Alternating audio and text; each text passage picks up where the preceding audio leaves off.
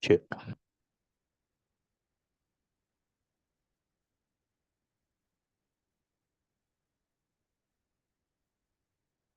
sound,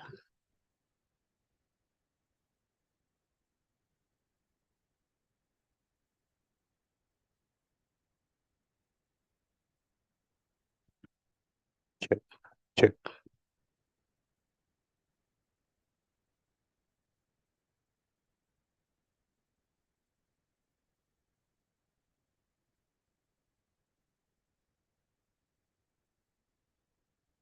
sound,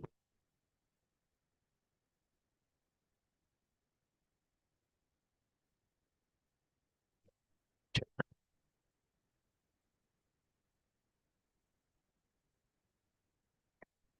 check,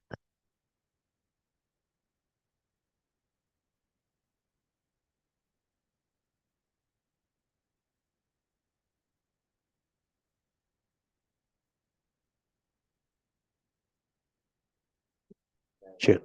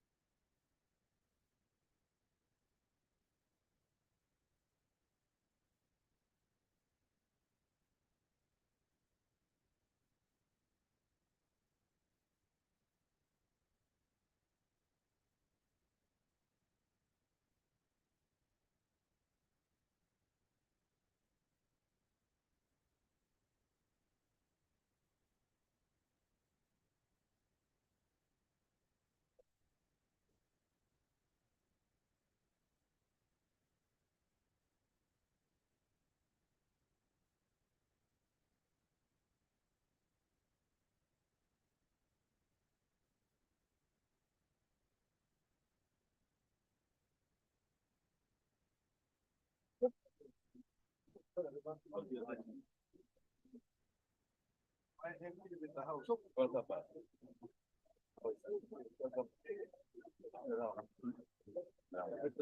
jam gana, beri polisi kuat. Wamba kulida na wa. Good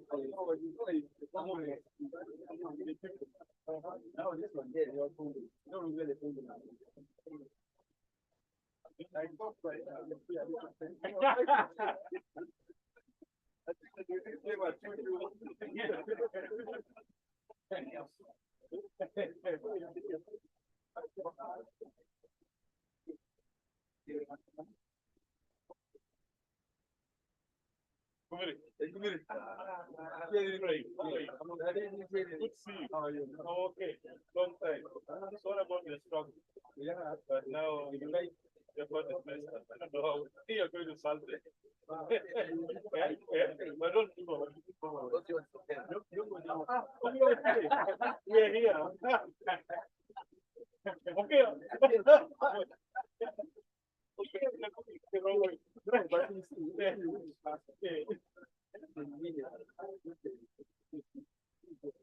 Exactly, exactly.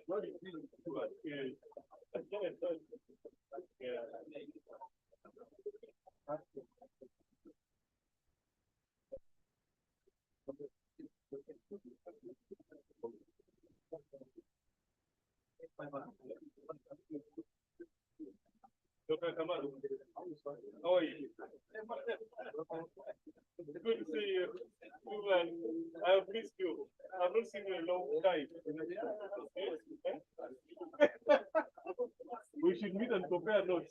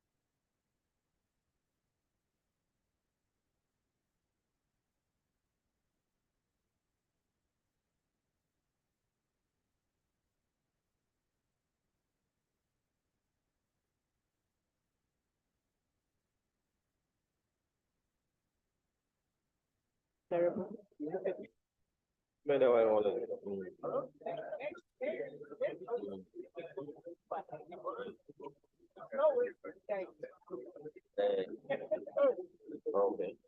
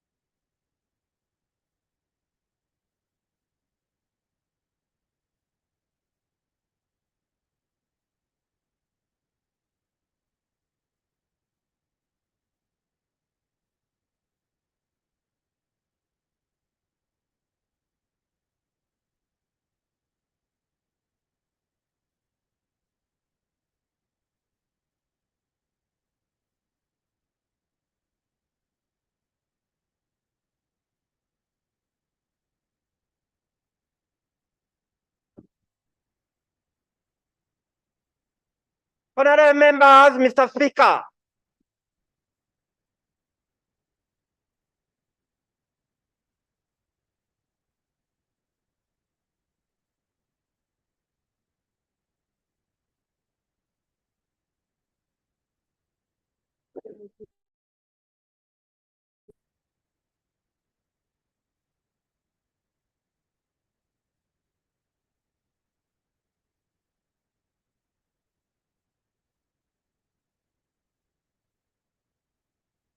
Players,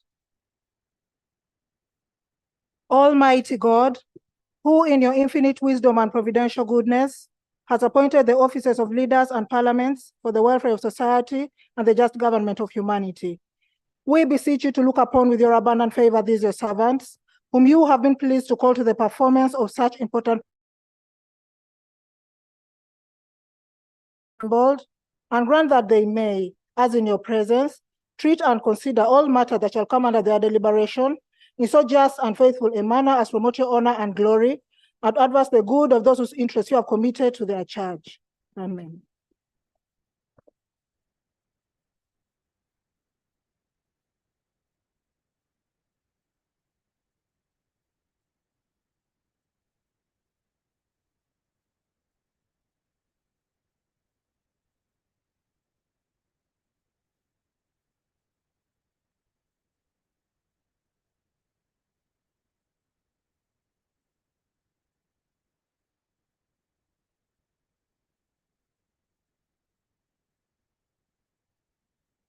Item number 2 on the order paper, communication from the chair.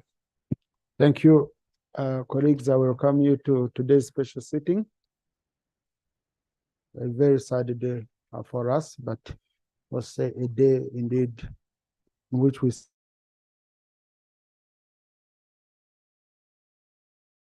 so today the sitting is entirely dedicated to paying tribute to the late Honorable Joyce Mpanga, a former minister for Women Affairs and former Minister of State for Primary Education, who also served as a member of parliament representing Mubende district, having been the first woman to join the LEGICO in 1960. She was also a serving member of the Chico of Uganda Kingdom. And she has been one of the few living Ugandans who have witnessed Uganda's history from colonialism to the present day.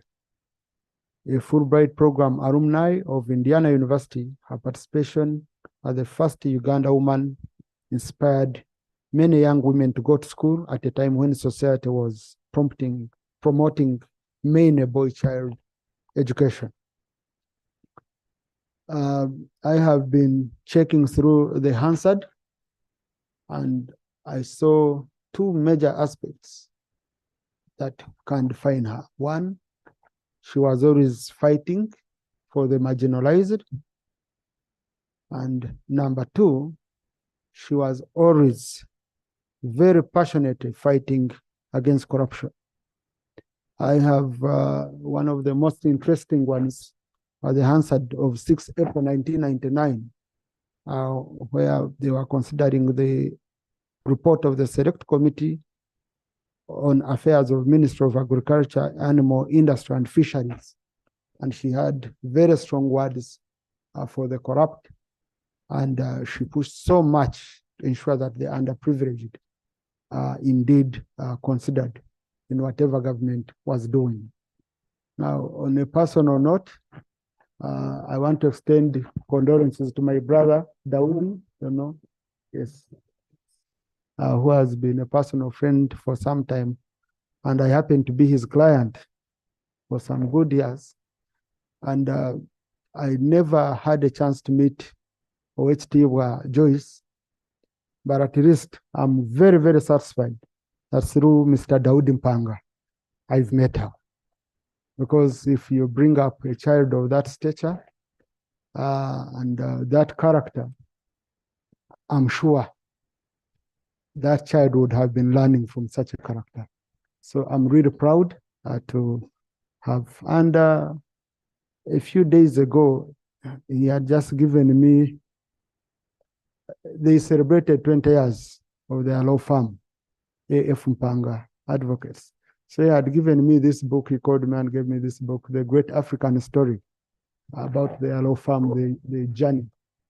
And you could see he was showing how the family, the mother, had brought him up, and the very rare character she had inculcated in him and the whole family, to the extent of knowing that professionalism is above everything, above money, above what, And this is the true depiction of Honorable Joyce Mpanga. I continue to extend my condolences to the rest of the family, to the country, to the Kabaka of Uganda, to His Excellency the President. And I really want to thank him for granting an official burial. This is a deserving one. I really want to thank His Excellency the President.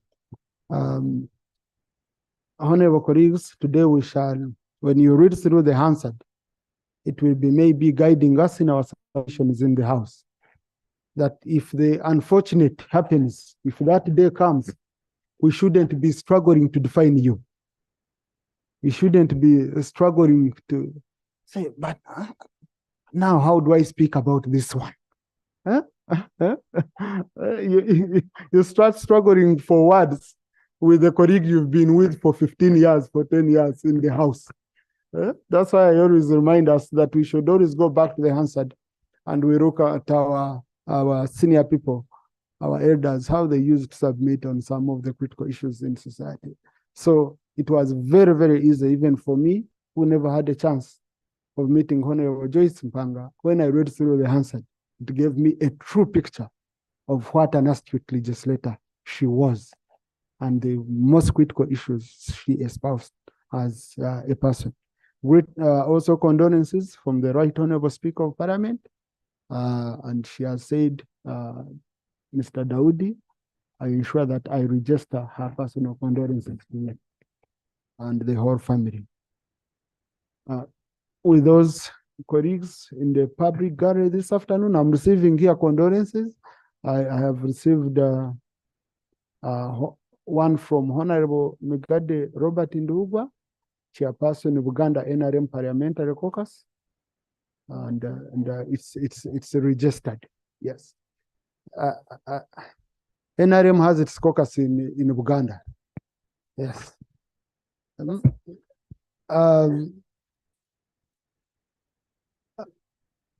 Honorable colleagues, on the technical,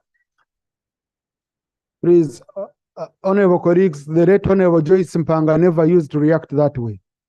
Okay, so we better go back and know how today is our day. Let's reflect her image at least here. Okay, let's do that. Honorable colleagues, on the technical bench this afternoon, we have immediate family members. Mrs. Naomi Hamilton, a sister to the late. Dr. Florence Cassidier, a sister to the late. Owestibwa David Mpanga, a son. Dr. Fiona Mpanga, daughter-in-law. Dr. Jeff Sebuyira Mukasa, son-in-law. Dr. Lydia Mpanga Sebuyira Mukasa, daughter. And Mr. Peter Warisimbi Mpanga, son. I think you can hear the honors when they're introducing. Eh? Yes. So we have really to do much, honorable colleagues. They've come to join us as we pay tribute to their late mother, to their late sister and friend. Please, let's join me in welcoming them once again. Next. The casket shall be transferred to the chamber as the House raises to receive the casket.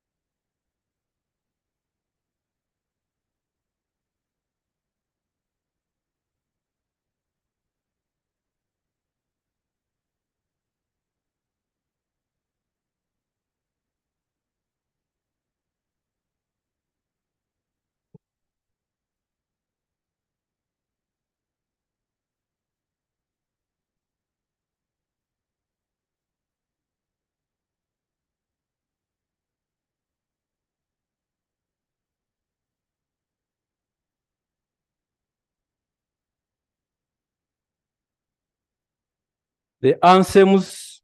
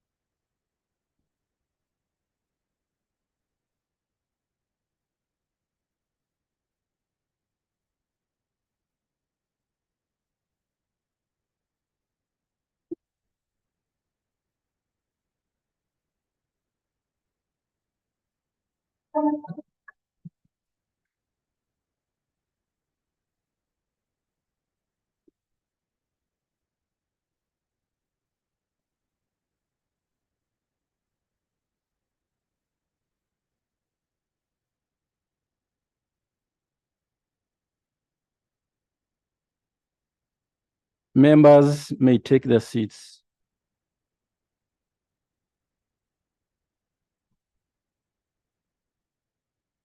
Next item. Laying of wreaths.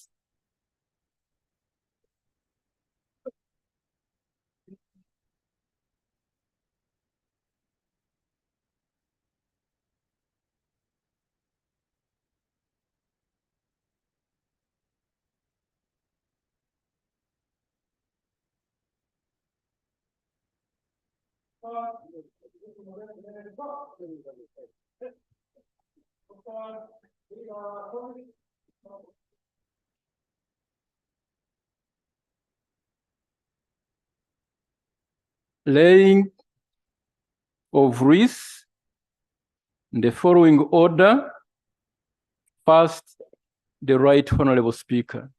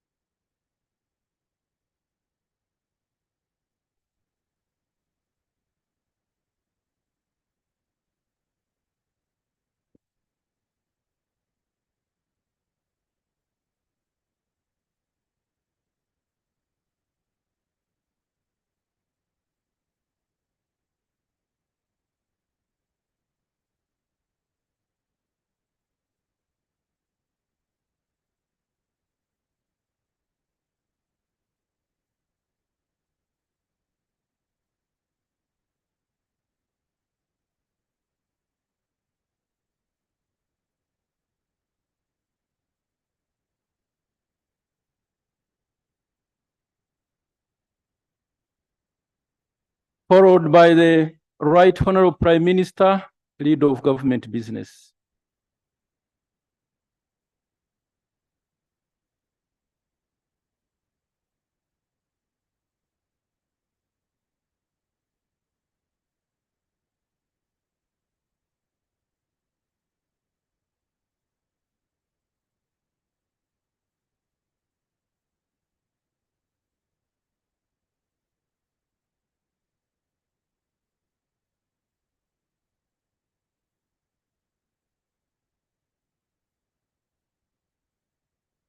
The leader of the opposition in parliament.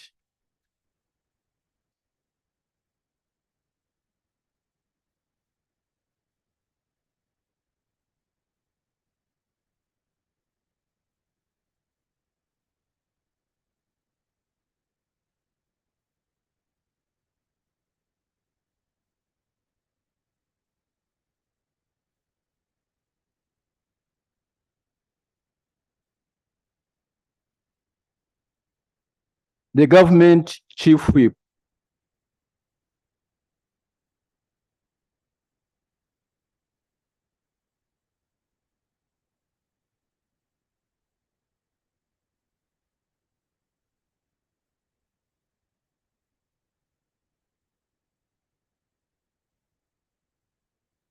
Honorable J.C. Muyingo, Minister of State for Education.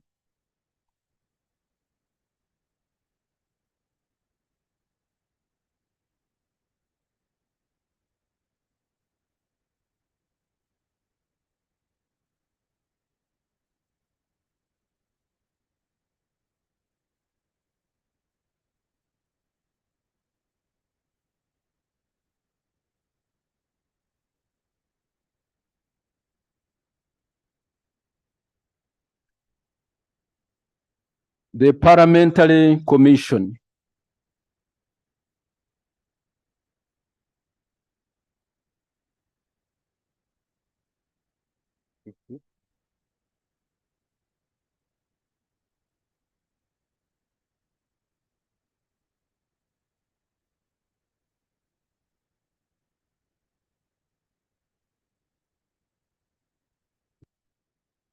A chief opposition whip.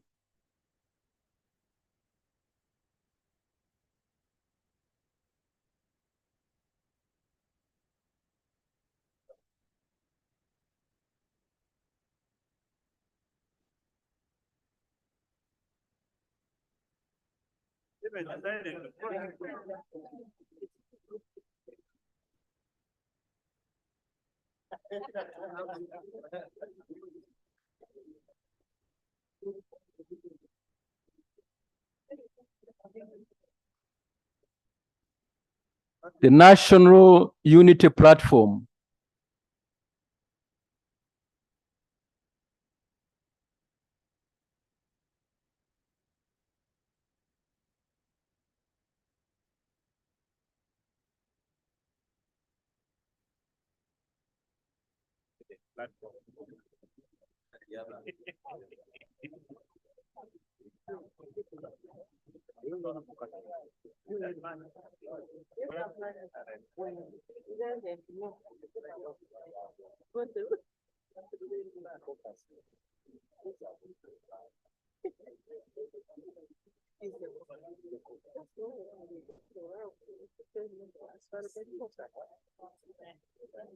Forum for Democratic Change.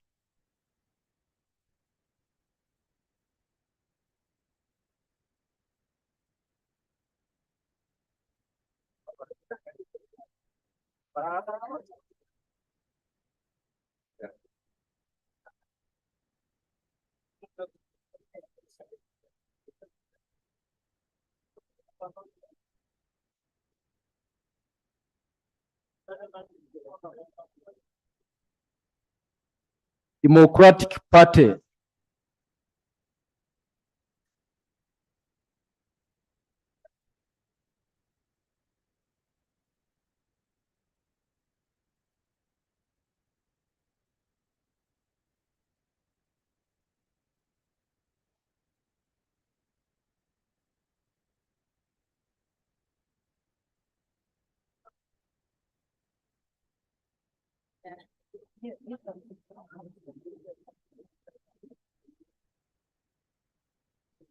Uganda People's Congress.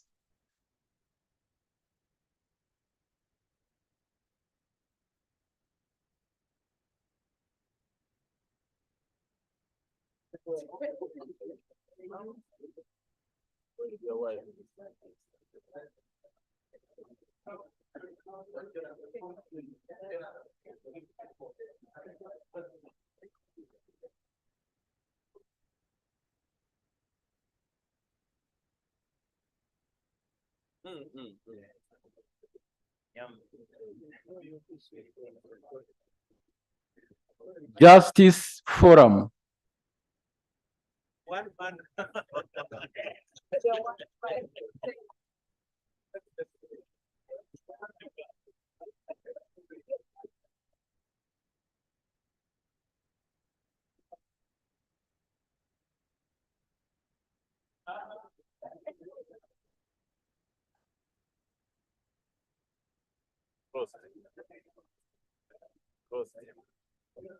People's Progressive Party.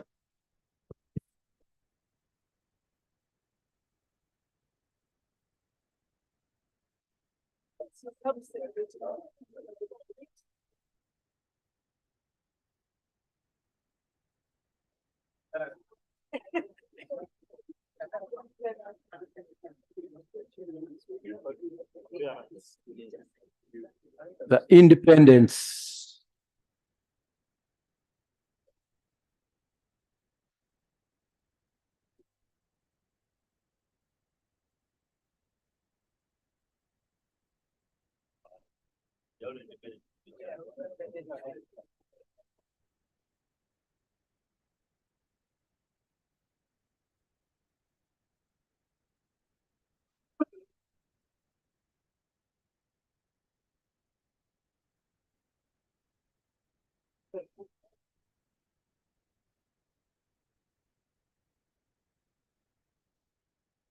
NRM Parliamentary Caucus.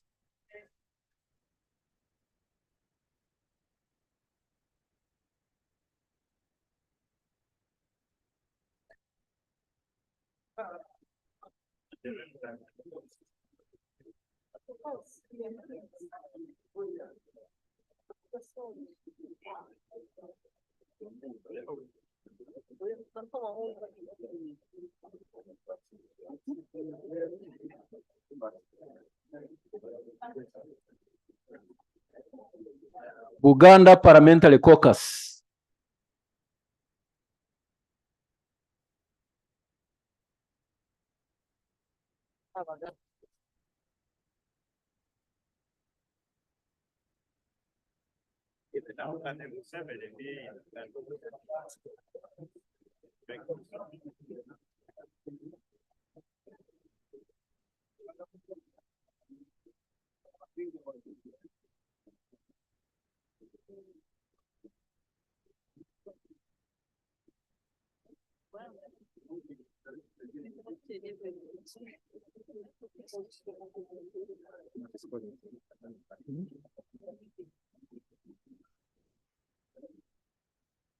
Buganda NRM Parliamentary Caucus.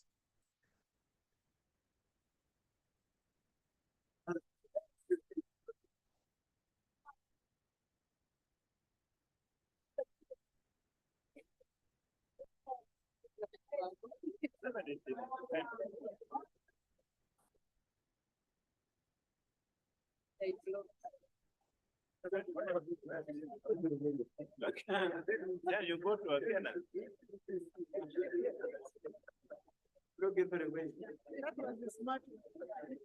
Karamoja Parliamentary Group.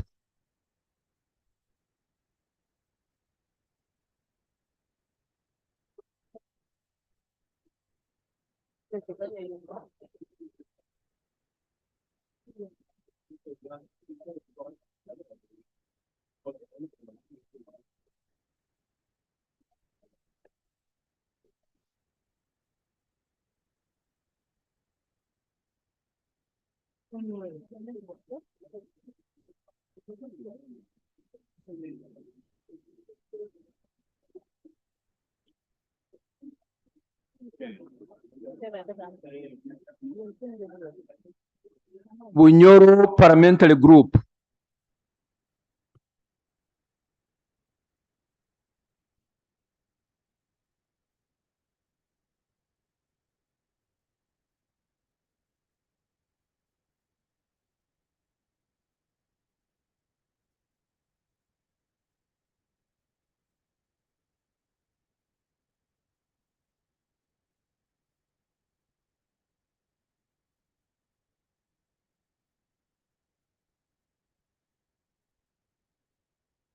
Teso Parliamentary Forum.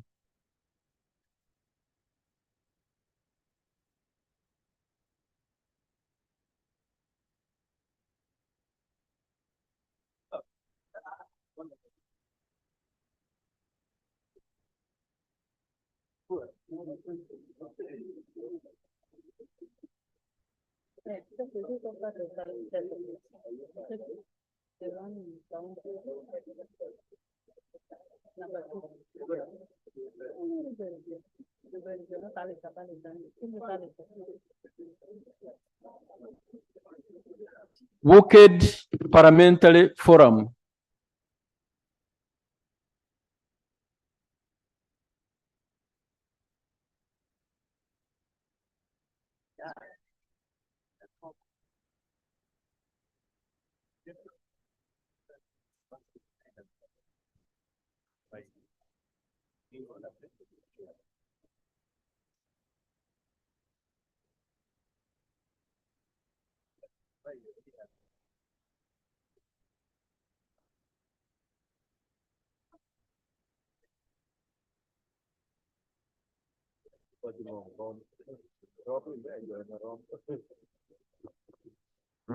Shigezi Parliamentary Forum.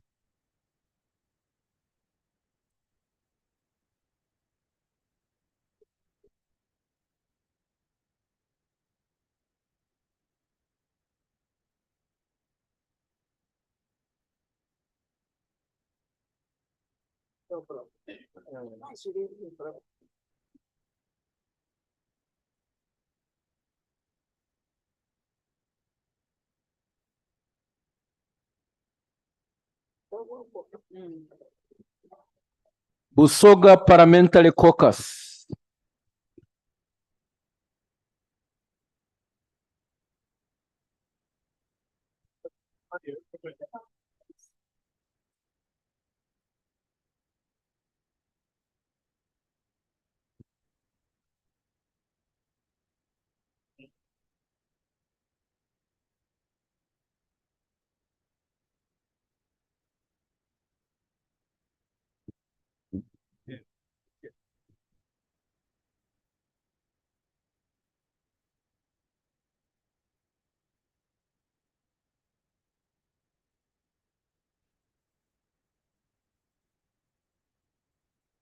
Workers Representatives.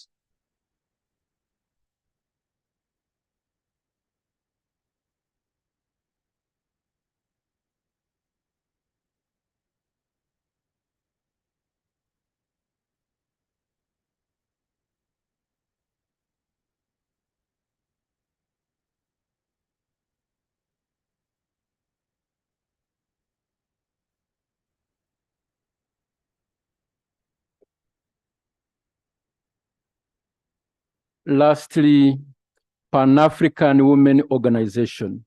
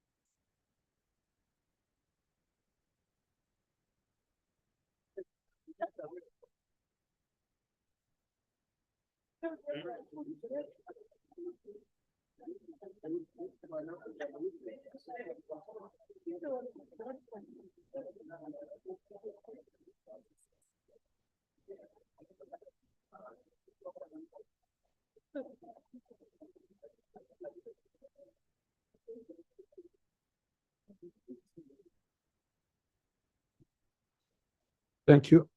Now, honorable colleagues, these lists, you record them with the office of the clerk. It's not that we just think about all regions and you have parliamentary groups. So if Sebei has not registered, next time, I don't want us to exhibit or what I've seen here. It's not good, especially on such a day. Okay?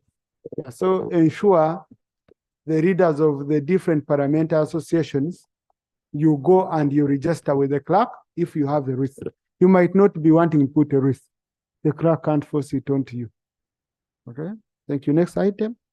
Item number 5 on the order paper, motion for a resolution of Parliament to pay tribute to the late Honorable Joyce Rovincer Mpanga, former Member of Parliament, Minister and distinguished educationalist. Thank you. Honorable colleagues, before the Prime Minister comes, in the public gallery this afternoon, we have Honorable Captain Otekat John Emily, former Member of Parliament, Honorable Mike Kennedy Sebaru, former Member of Parliament, Honorable Butere Anthony, former Minister and Member of Parliament, Honorable Professor Tarasis Baza Nakabwejere, former Minister and Member of Parliament, Honorable Dr. Miriam Matembe, former Minister and former Member of Parliament. They've come to join us in paying tribute to the late Honorable Joyce Mpanga. Please once again join me in welcoming them. Honorable colleagues, also we have members of the extended family of the late Joyce Mpanga. I will request clerk to get their names for the record so that because there are not many, so we can easily put the name on the record of the answer. Right, Honorable Prime Minister.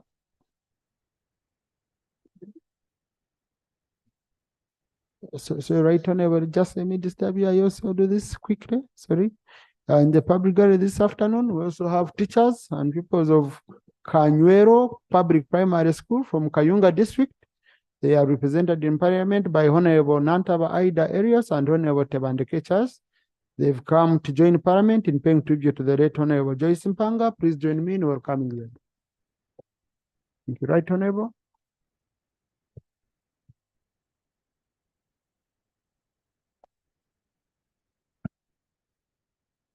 All right, Honorable Speaker. Motion for a resolution of Parliament to pay tribute to the late Honorable Joyce Rovincer Mpanga for her dedicated service to the Republic of Uganda.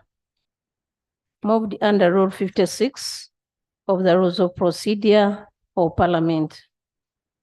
Whereas the Parliament of Uganda received with deep sorrow the sad news of the demise of Honorable Joyce Rovincer Mpanga, which occurred on Saturday, 18th November, 2023.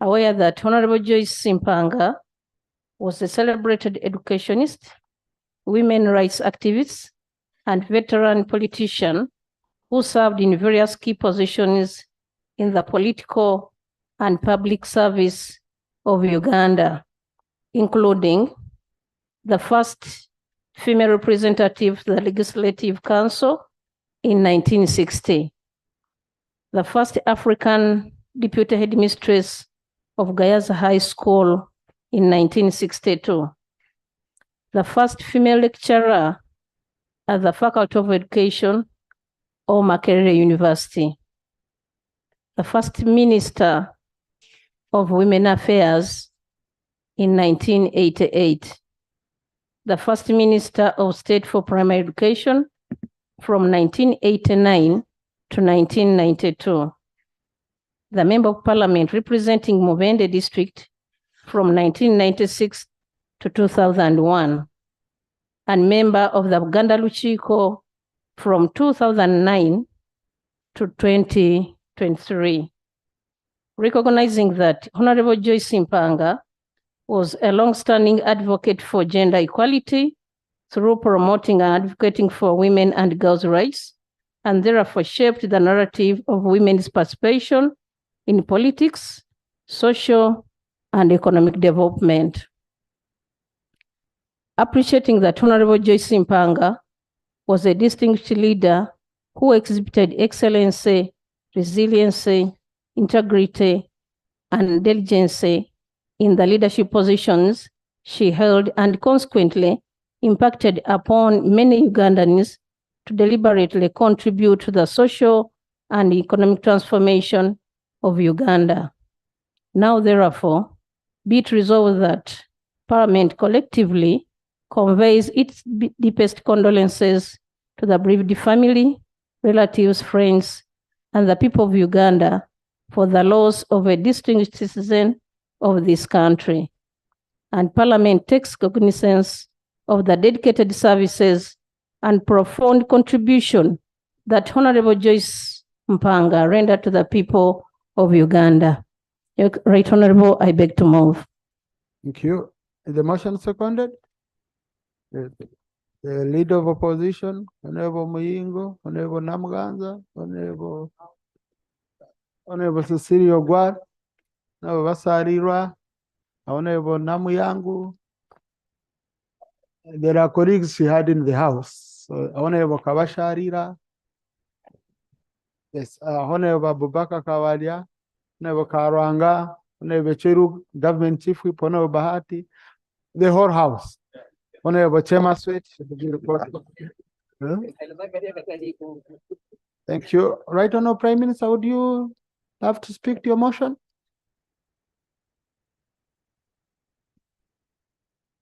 Right, Honorable Speaker and Honorable Members, on 18th November 2023, the country received the sad news of the passing on of Honorable Joyce Rovincer Mpanga, who was a renowned educationist, women rights activist, community worker, and a veteran politician, among the few outstanding women who served in the Legislative Council, LegCo.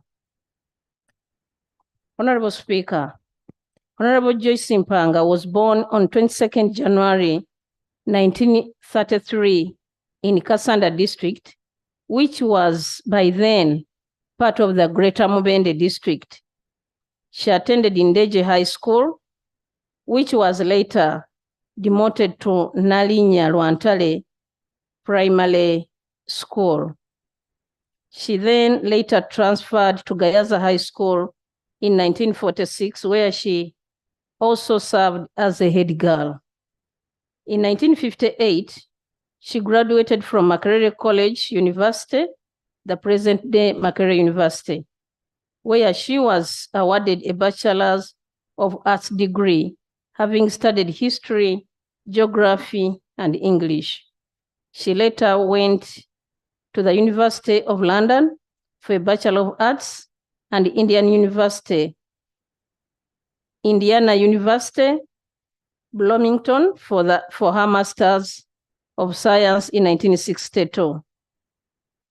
The late Joyce Mpanga became the third girl in East Africa to attain a university degree and the first Ugandan woman to win a U.S.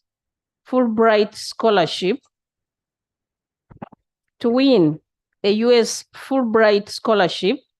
which inspired a lot of young female to strive for admission at Makerere University and later thought affirmative action at public universities.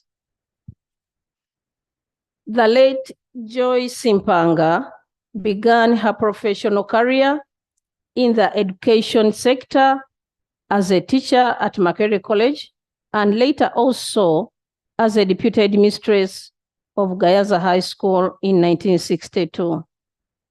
After the National Resistance Movement took over government in 1986, Honorable Joyce Mpanga became Uganda's first Minister of Women in Development in 1988, and then State Minister for Primary Education until 1991.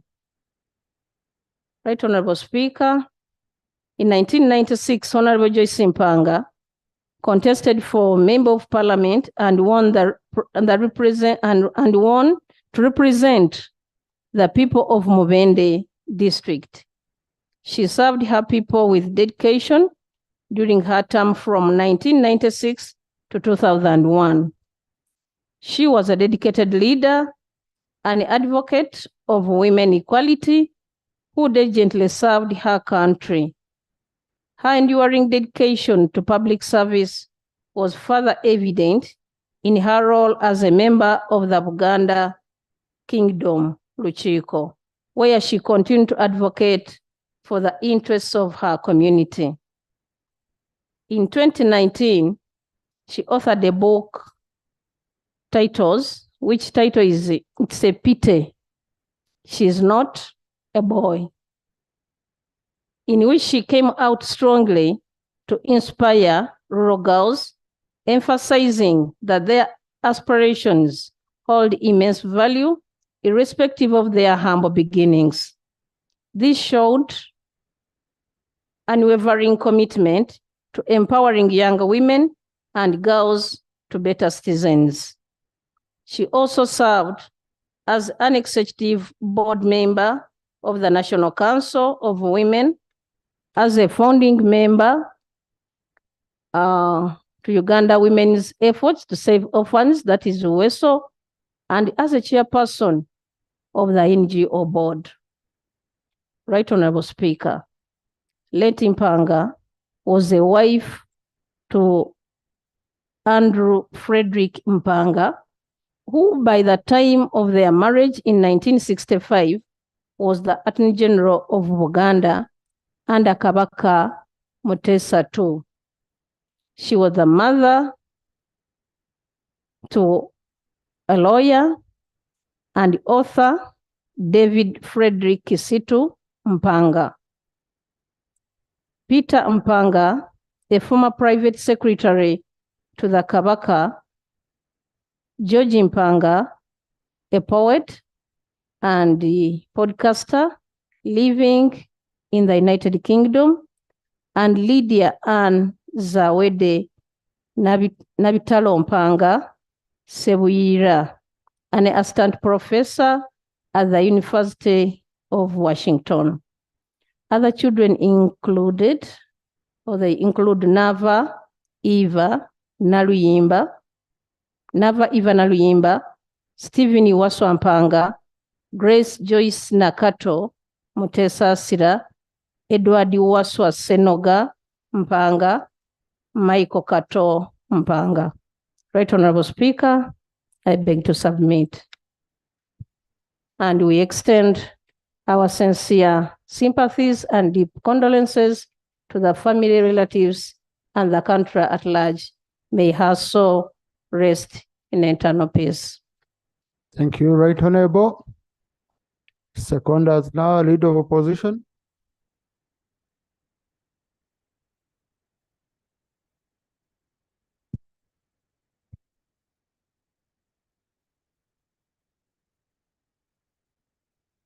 Much obliged, Right Honorable Speaker. I join the Right Honorable Prime Minister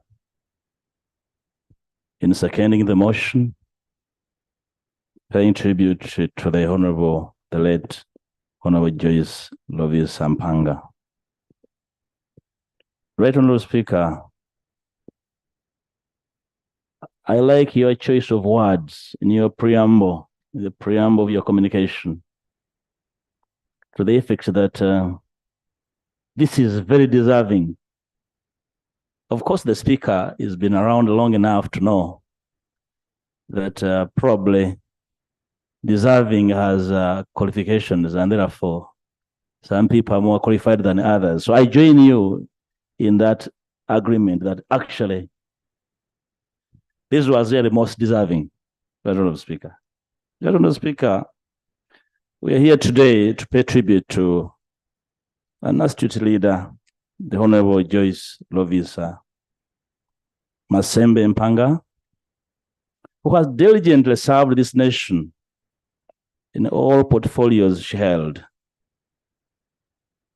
On behalf of my family and the opposition in Parliament. I condole with the family and the rest of the country for the loss of Honorable Joyce Rovincer Mpanga. Honorable Speaker, for her legacy and great contribution to our nation, the opposition in Parliament has elected to momentarily return to the House for this special sitting.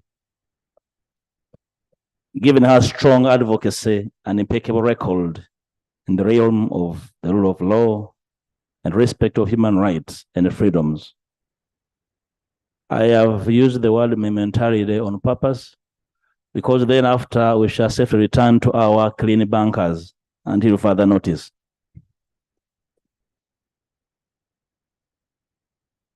Right, Honorable Speaker, the country mourns a spirited patriot, a mother, an incorruptible leader who dedicated all her life prioritizing the interests of the people. She has been known as a woman of many fasts, and her accomplishments, well enumerated, have inspired many in the academic world and governance. She has been a renowned champion of women's rights, one of the first women to be nominated to the Uganda National Assembly, Legico as known then, the first African woman lecturer in the Faculty of Education at Mackay University, first female graduate with a master's degree, first Minister of Women Affairs in Uganda, first female minister for primary education in Uganda, and Girls High School's first African deputy headmistress. Right, Honorable Speaker and colleagues, Honorable Mpanga's contribution to Uganda's education sector and development cannot be discounted. She has served in different capacities in the education sector, rising from a classroom teacher to become a minister. She used this time and space to advocate for specifically girl child education. We shall remember her for her candidate advisory to Mr. Museveni on the management of the sector, to wit, the management of universal primary education, and also the appointment of Mrs. Museveni as the Minister of Education, and of course the non-regulation of school fees in private schools. Right, Honorable Speaker, owing to the decline in the rule of law, which characterized the post-independence era, Honorable Mpanga left for England in exile a year after the attack on the Lobby in 1966, and only returned to Uganda in 1972. While in exile, she switched back to her career as an elementary school teacher. Honorable Mpanga, in her memo titled, "It's a Pity She's Not a Boy," she recounts the impunity that consumed and engulfed the 1970s regime, and how politicians often got drunk on power at the expense of the people they served.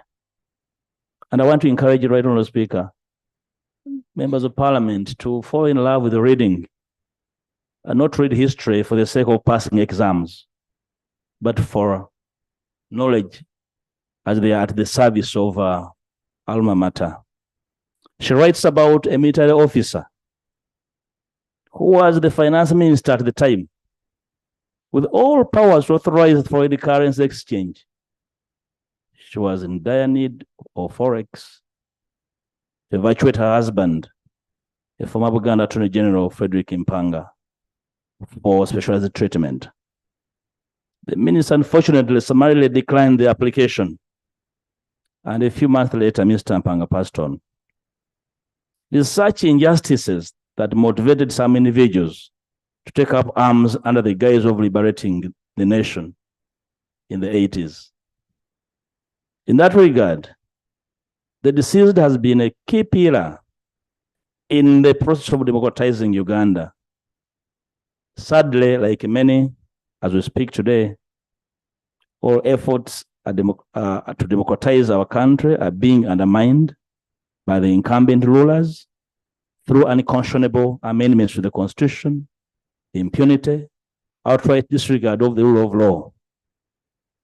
Honorable Speaker and comrades, members of Parliament, I want to remind you that some of the very crucial things that prompted Honorable Mpanga to flee to exile are in existence today. The enforced disappearance of our people, political persecution, and gross rights violations, which have again forced our countrymen and women to flee for safety. Until we address some of these issues, democratize our country, is not yet Uhuru. Right, Honorable Speaker, we recognize this granddaughter of this our motherland for her invaluable contribution to the restoration of traditional institutions. She will be remembered for her selfless service to His Majesty, the Kabaka, and the people of Uganda. Right, Honorable Speaker, I'm a beneficiary out of her mentorship. You know, mentorship, the best form of mentorship is by role modeling. You don't need a board in front of you. And to some of us, loyal servants of His Majesty, she was a role model. People like the Honorable Muyingo, with whom we served, will attest to the fact that she was loyal. And we owe her. Right, Honorable Speaker, as I conclude, I'd like to applaud her as a mother for taking care of her children. She's not leaving behind a problem to the nation, but rather very diligent servicemen and women of this, our motherland. We appreciate her. May the soul of our beloved mother, the Honorable Joyce Rovincer Mpanga, rest in eternity. We stand with the family in this moment of agony. His Majesty the Kabaka, where she served as a Luchiko member, and the nation at large for this great loss. I beg to submit. Thank you. Thank you so much, Leader of Opposition. Independence, Honorable Mshemeza will represent the Dean of Independence.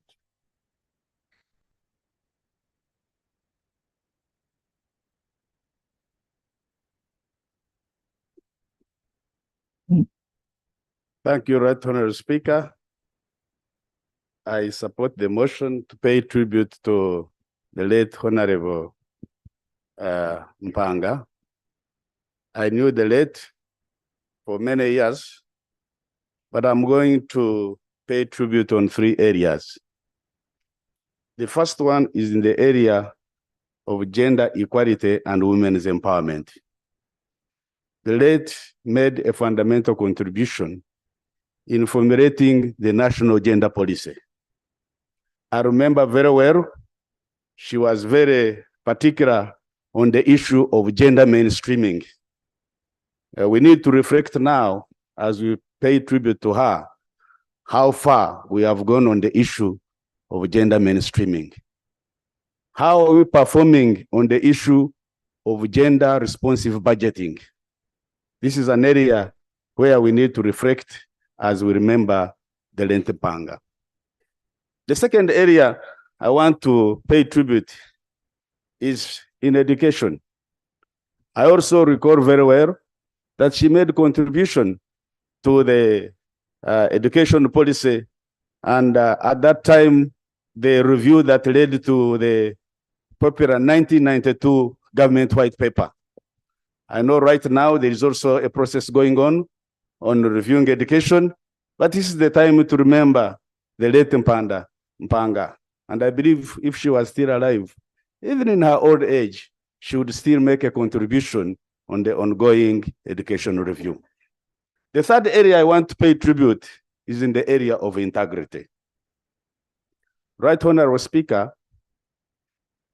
from what I observe, we are about to lose the war on corruption. We are about to lose the war on corruption. And The late Mpanga was a person who was really a person of integrity who would not engage in corrupt practices. And I want to suggest to Right Honorable Speaker that the three arms of government, you could have a caucus. I remember at the time of the term limit debate, I made a suggestion at that time that the three organs, the top leaders could caucus, because there was a debate whether we should go for a referendum on term limit. Yet the constitution was very clear that there is the issue that would be handled by parliament. My wise counsel at that time was accepted. I want again to give a wise counsel that the leadership of parliament, the leadership of the leadership of judiciary, and the executive have a caucus behind the scenes and talk about the issues of corruption. Because in my assessment, we are about to lose the one corruption. As we remember the late Mpanga, a person of integrity, a person who would not take a bribe or would not engage in corruption. This is the time to take these matters seriously. It is not enough to say we are going to fight corruption. We need to really to take the bull by its horns. May the soul of the late Mpanga rest in eternal peace. Thank you. So, honorable colleagues, I'm going to open up debate. In opening the debate, I will start with 4 people. First 4 people. 1, Honorable Muyingo. Then I will add on the 2 members of parliament who are with her, with the late Joyce Mpanga in parliament. I know Honorable Cecilia Ogwar and Honorable Naume Kawasharira. If there is and Honorable Namuyango, forgotten, yes. Then the member of parliament, area member of parliament for Baga, where she has been, Honorable Abubakar Kawadia. Then I will open to the rest. Now, honorable colleagues, I would request, I don't want to start cutting you off, but be conscious that there are other colleagues who want to submit. Okay? Yeah, so just be cautious. The moment you go beyond, that's when I will interrupt you. Honorable Muyingo. Thank you very much, Right Honorable Speaker. Right Honorable Speaker, I stand here to support the motion to pay tribute to Oweekitiibwa, the late Joyce Rovincer Masembe Mpanga. Right Honorable Speaker, the cruel hand of death has robbed this country of a distinguished educationist, a great parent to many, a teacher, a role model, a performer. As you may have heard from the message that came from the Prime Minister, after she had completed her primary education in Nalinya-Lwantale, which is in Luweero district, she went to Gayaza, where she was elected head girl for 2 consecutive years. This is not very, it has not happened to anybody before, just because of her great performance. Right Honorable Speaker, many of us in the education sector, she has been our role model. Many of the policies we have in the education, in the Ministry of Education, she greatly contributed, greatly.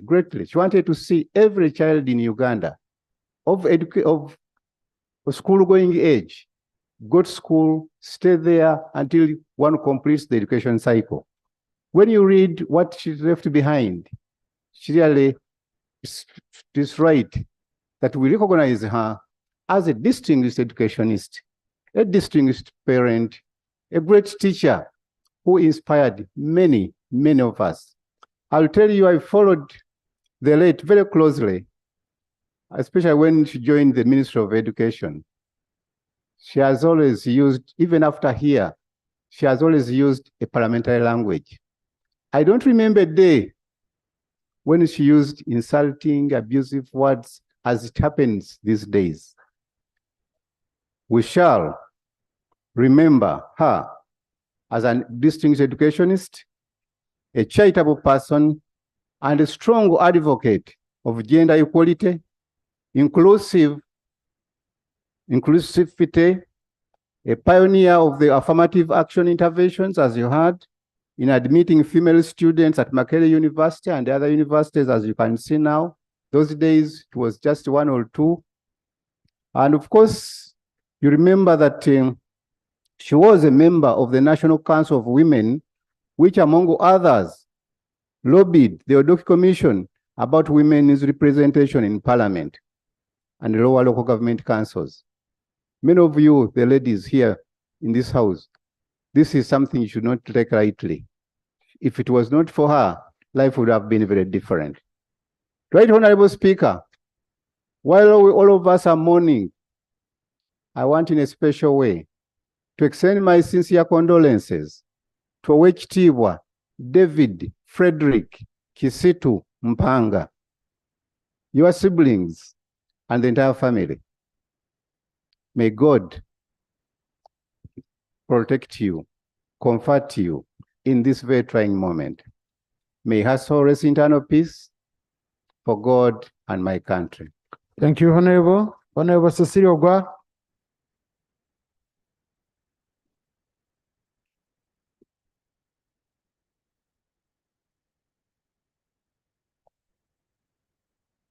Thank you, Right Honorable Speaker. It is very important that we as women should appreciate this session because it has allowed us to appreciate the role a woman can play if she's given an opportunity.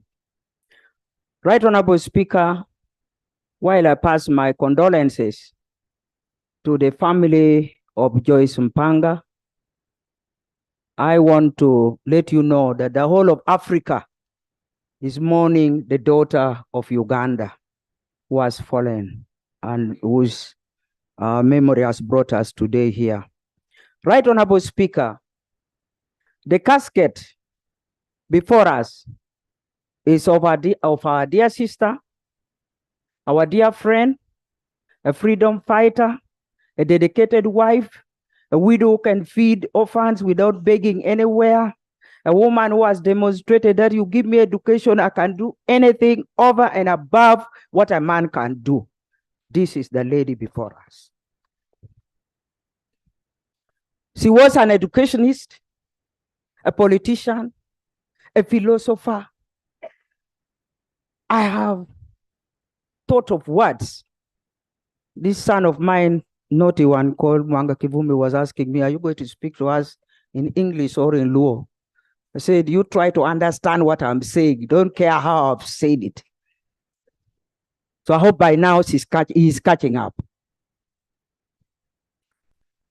Right Honorable Speaker, Joyce Mpanga left Uganda in tears, but also left Africa feeling that sense of loss.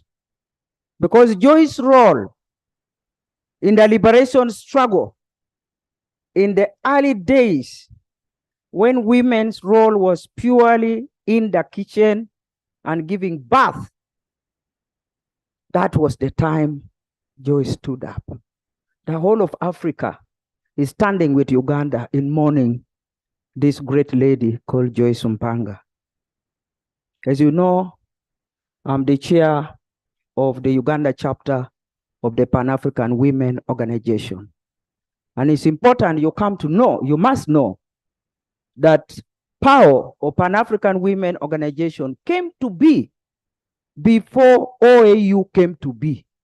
Before African Union was formed, the women of Africa came together, including Joyce Mpanga and some of our great women of Uganda, stood together and they gave birth to PAO in 1962 before OAU was formed in 1963. Really, how can you forget Joyce Mpanga? Right Honorable Speaker, I've heard from the Prime Minister that Joyce was the first woman to be elected to the Legico, or Joyce probably was the first woman to represent women in the Legico. I think all of us must reread the answer and our history. My own understanding is that Joyce was elected in 1960. Joyce was elected in 1960 when Legico was elected in 1957 or 58. The process started in 57. And so the Legico was is already established in 1958, and there were women there. And you know very well that our own daughter, Florence Lubega, was one of the ladies by election in that Legico. So I just want us to understand a little better, because that's why when government is celebrating heroes of Uganda, they forget these giant heroes. These are heroes beyond heroes who should be remembered before you think of anybody else.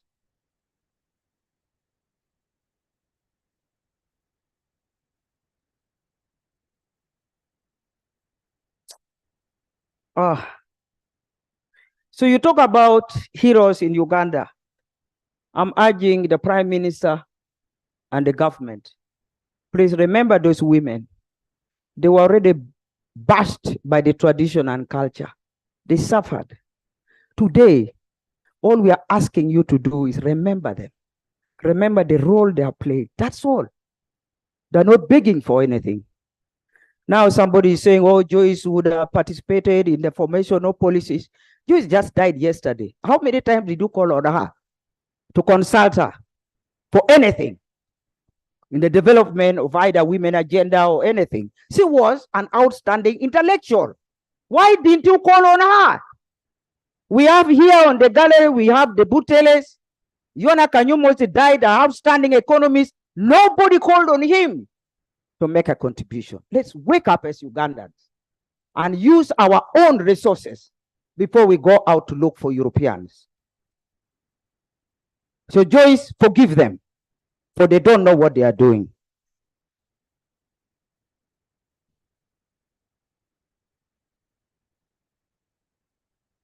I want to enrich your history. Some of you look at us with a lot of envy and say, this is one of these ladies who have been in parliament for the longest, one of the longest serving women. And you think it is something to enjoy. It's not. It is a journey of pain. If you are really a woman, it's not business as usual. It's a journey of pain. It's a journey of pain. It's a journey when your husband has demand on you, a journey when the children has demand on you, a journey when a fellow woman is fighting you, a journey when everybody is against you. But you have to stand up and prove you are stronger than the men who are fighting you. Joyce, thank you.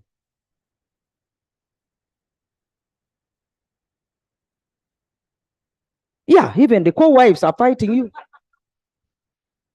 And the stepchildren are fighting you. Even those who DNA may not match with their husband.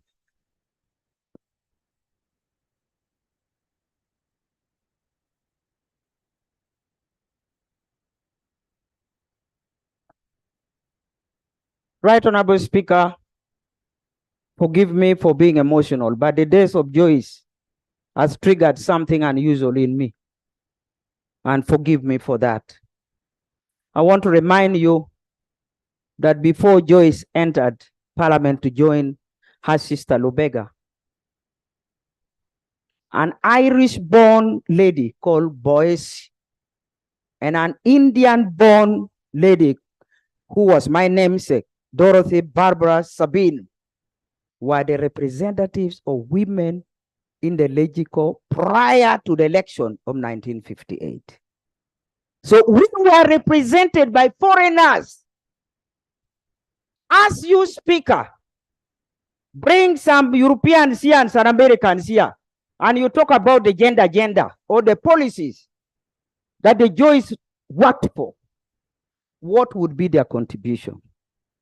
That is the history of Uganda, the history of girl child in Uganda. We were represented in the legislature by foreigners until eventually, slowly by slowly, even by nomination, people joined in. Right Honorable Speaker, I'm not here to talk about the usual that you people have talked about or the government has picked up from the Google's record. But I just want to say that we are celebrating the role played by our own Ugandan daughter in the legislature. Joyce did a lot, although she was not so much of a loud talker, but Joyce did a lot and used that quiet character of hers, confident, to push a lot for this country, not only for women, but for the whole entire education system, as the minister has just shared with us. I want to let you know that apart from Joyce playing a role in the politics of Uganda, it is amazing, and Speaker, if you would allow me, it is amazing that the struggle for liberation of Africa, a young girl like Joyce at her age got involved. And not only Joyce, some unthinkable young girls got involved and very vigorously. And they made sure Pan-African Women Organization came to be and drove the affairs of the liberation struggle from the front of women, leaving the men still fighting who will be our chair if we come together as OAU. But the women came up and they formed an organization. Allow me to read just a few names, which some of you may want to reflect one of these days. The mothers of Africa. Bibi Titi Mohammed of Tanzania. I'm sure many of you have read about her. Jean Martin Sisi of Guinea, who was the first Secretary General of PAO. Ruth Nato of Angola, Hua Keita of Mali, Palma Kisosonkole. I think many people thought she was a Ugandan, and I think she was a Ugandan. But I think later on, when you look deeper, you find that she's from South African origin. That's what it came to be. Rebecca Mulira, our own Ugandan. Margaret Mambui Kenyatta, the daughter of Kenyatta. Joyce Mpanga, our own, please. Even if we are born in, clap for her. She was number 8 in the list of the founder mothers of PAO. Patia Betaha from Algeria. Litimani Muthoni, the writer, the journalist from Kenya. You have all read her book, My Blood is Not on Sale. Foibi Asio, the former MP from Kenya and also a member of the Legico then before independence. Albertina Sisulu from South Africa. Maria Nyerere, our own from Tanzania, and several others. So these are the founder mothers. And I beg you, if you have any differences with Joyce Mpanga, the children have repented. Some of us women who are still alive will repent. But please always remember Joyce Mpanga and our team who did not only fight for liberation of Africa, not only to liberate holistically, but also to liberate women. Please always remember the role that Mama here has played. Always remember. That is what I'm begging of you.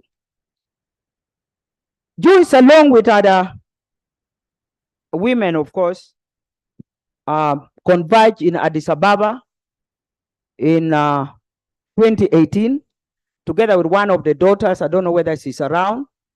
Is one, that daughter accompanied the mother in 2018 to revive the activities of Pan-African Women Organization in Africa so that we can become vibrant again and stop the guns which are raging all over Africa. That was the role that Joyce Mpanga did in Addis Ababa recently in 2018 to make sure that we shut a new program of how we can silence guns in Africa and start the journey for development and unity in Africa. That is the role she has played. And I want us to say that Joyce, now that she has entered the casket, though many of us will not want, and I'm sure if we were to ask the family members, they will say she could have waited maybe another 1 month or 2 months. But the question is, she would have to enter anyway. So now that we have agreed with God that she has entered the casket and she's going, what message would she leave with us? I think that is our challenge now. How do we remember Joyce as an educationist, a pioneer woman mobilizer, a distinguished teacher? How do we remember her? I would want you to remember that Joyce Mpanga, the husband dying and leaving her young, and she was able to rear those children whose names were read. Really, I'm sure you heard. And you ask yourself, Speaker, you are young. God forbid, if your wife were to leave, let's just pray it will not happen. I'm giving it time. Young as you are, or my son David here, the wife decide to go, and we wait for 20 years or 30 years, and say, now give us your accountability. You will hear he married this one, then left 2 children, then I.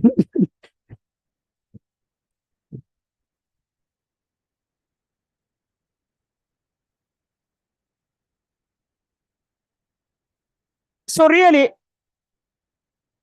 and why I'm saying this, I want the Ministry of Education to stand up to the call we are making today. Let us increase the budget on girl child education. Because Joyce has been able to prove you educate a girl, you educate the entire community and the entire country. Joyce's children did not put a burden on the family of anyone. Did not put a burden on the government. The mother was able to stand up and provide for the family and the children. That is a commendable message, which has left with us, the women. So we must walk in our footsteps. Joyce, Mama, thank you very much for what you have done. As a widow, you have left us a very rich history. You have not left shame with the children. You don't have to explain, this one, I think my half brother, you know, after my father died, then something happened, I don't know. But then this, Right Honorable Speaker, I am here to conclude. Thank you.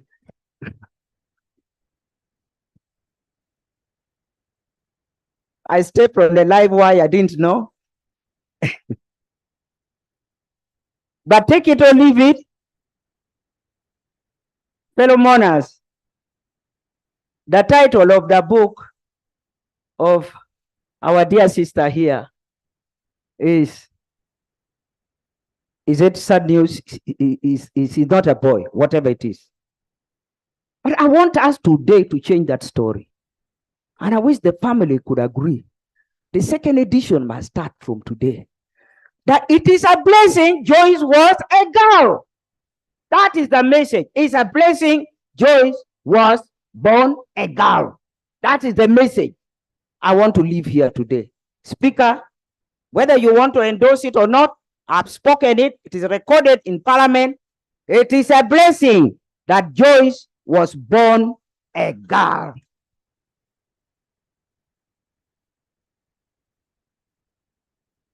My dear family, I stand with you in this morning. We celebrate the life of our sister. We are not mourning. We are just celebrating her rich life. And we hope that the Lord God will lead us in that path, which is difficult to walk, but we will all try. May God bless you all. Thank you. So, honorable colleagues, you've seen why, we needed to give our mama enough time. But if you you listen to her seriously, there are people we should be looking up to, but also looking out for. Last time when I came from visiting Mama Rhoda Karema, I told you, honorable colleagues, and I said, you can make arrangements and you reach out to such people. I know Mama Miri Obote, if you talk to Honorable Kena, would make some arrangements. My mother is in Mitoma, so it might be difficult for you to go to Mitoma and then you come back for a parliamentary sitting, so you can exclude her. We have those we know extremely very well that played a very, very critical role. And you can learn a lot from them, really a lot. And sometimes, to be honest, these people are ornery. They want to speak to us, but they can't reach us. They cannot come to parliament to look out for us. But sometimes they want to speak to us, even writing to them, by the way. I saw, Father Grams? Yeah. Saying, I mean, he's looking for letters, just hearing from you. But above all, we would learn a lot from them. So I would encourage you, Honorable Colleague. And also, I usually move around. Most of the people who are reading books, they are carrying foreign books. Books of, and when you read books of such people, they are very, very great books. So I would really encourage you. And Mama Syria, thank you. Thank you very much. I really want to appreciate you. And I associate myself with the statements that you've made here. Honorable Namuyangu, and then Honorable Naomi Kabasharira. But honorable colleagues, for you, you don't have that. Yeah? So you don't have that privilege of Mama Cecilia. So please. Thank you, Right Honorable Speaker. Right Honorable Speaker, on behalf of the people of Chibuku and the people of Bunyoro, where I'm deployed as a minister, I register our heartfelt condolences to the family, to the country, for the loss of yet another great daughter of Africa. Right Honorable, when I joined the parliament as one of the first youth MPs, I had an opportunity to work with great women like Mpanga. She was a delegate worker, soft-spoken, very principled. But at that time, we used to have a forum where all the women legislators would come together very regularly. And we had these great women talk to us. They would mentor us. Joyce was one of them. They would not leave you the same as a younger legislator. Joyce was an advocate for gender equality, but also we learned a lot from her on her education journey, from a classroom teacher to a minister. And as a minister, she advocated a lot for the girl child.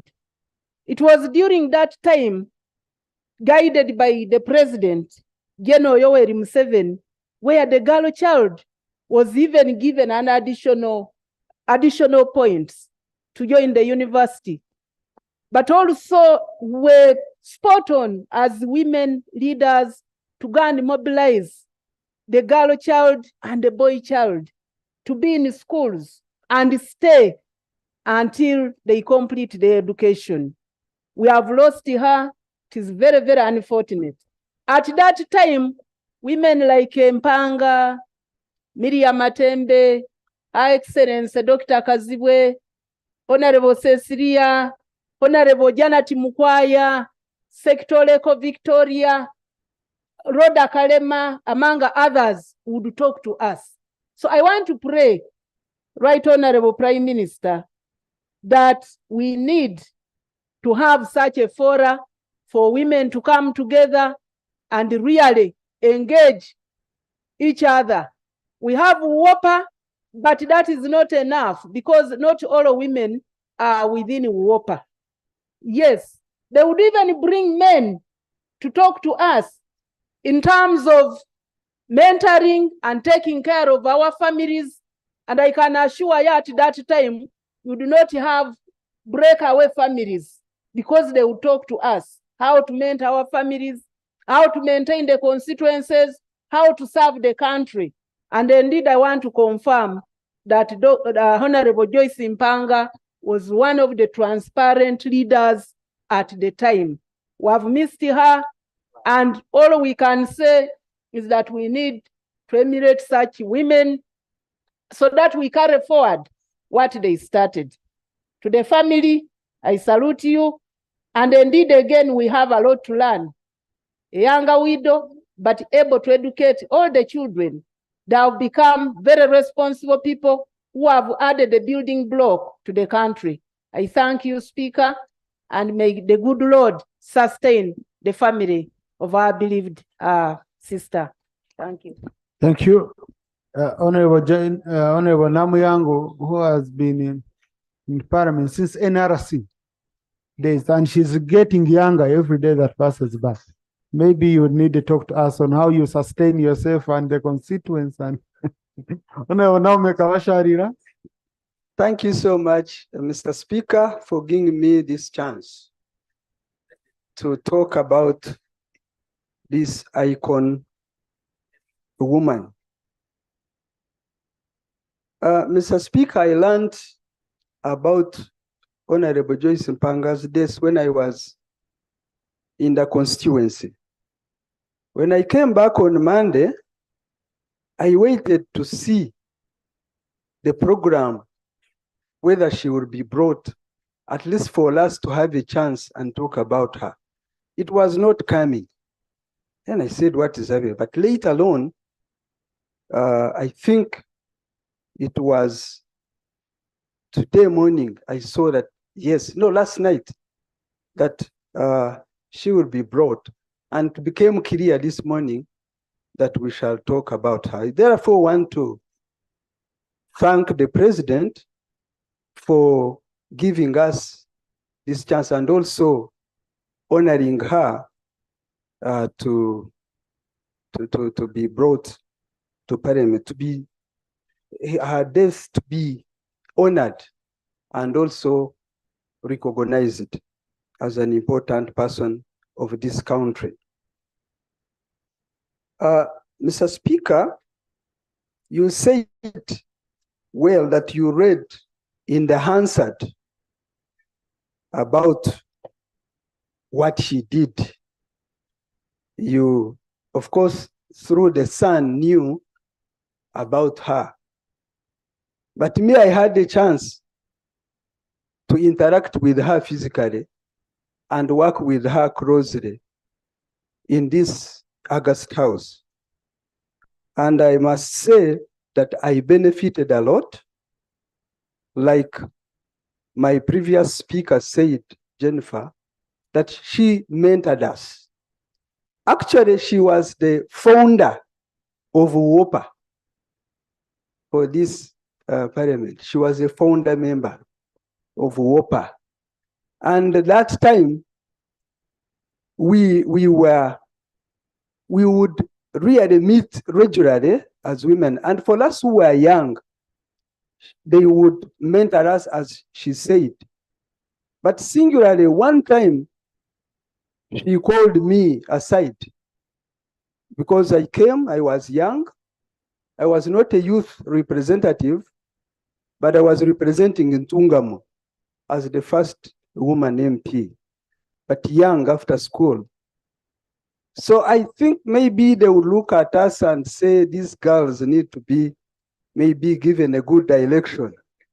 So they were very protective. Yes, they are very, very protective, living with these old men. And so one time she called me and gave me a good, you know, she was soft-spoken, very soft-spoken, but to the point. You would really take her word once she talks to you. So she told me that now it is time that you think about getting married, but be careful. Look for the right person, because when you are in politics, it is at times difficult for these men to look at you.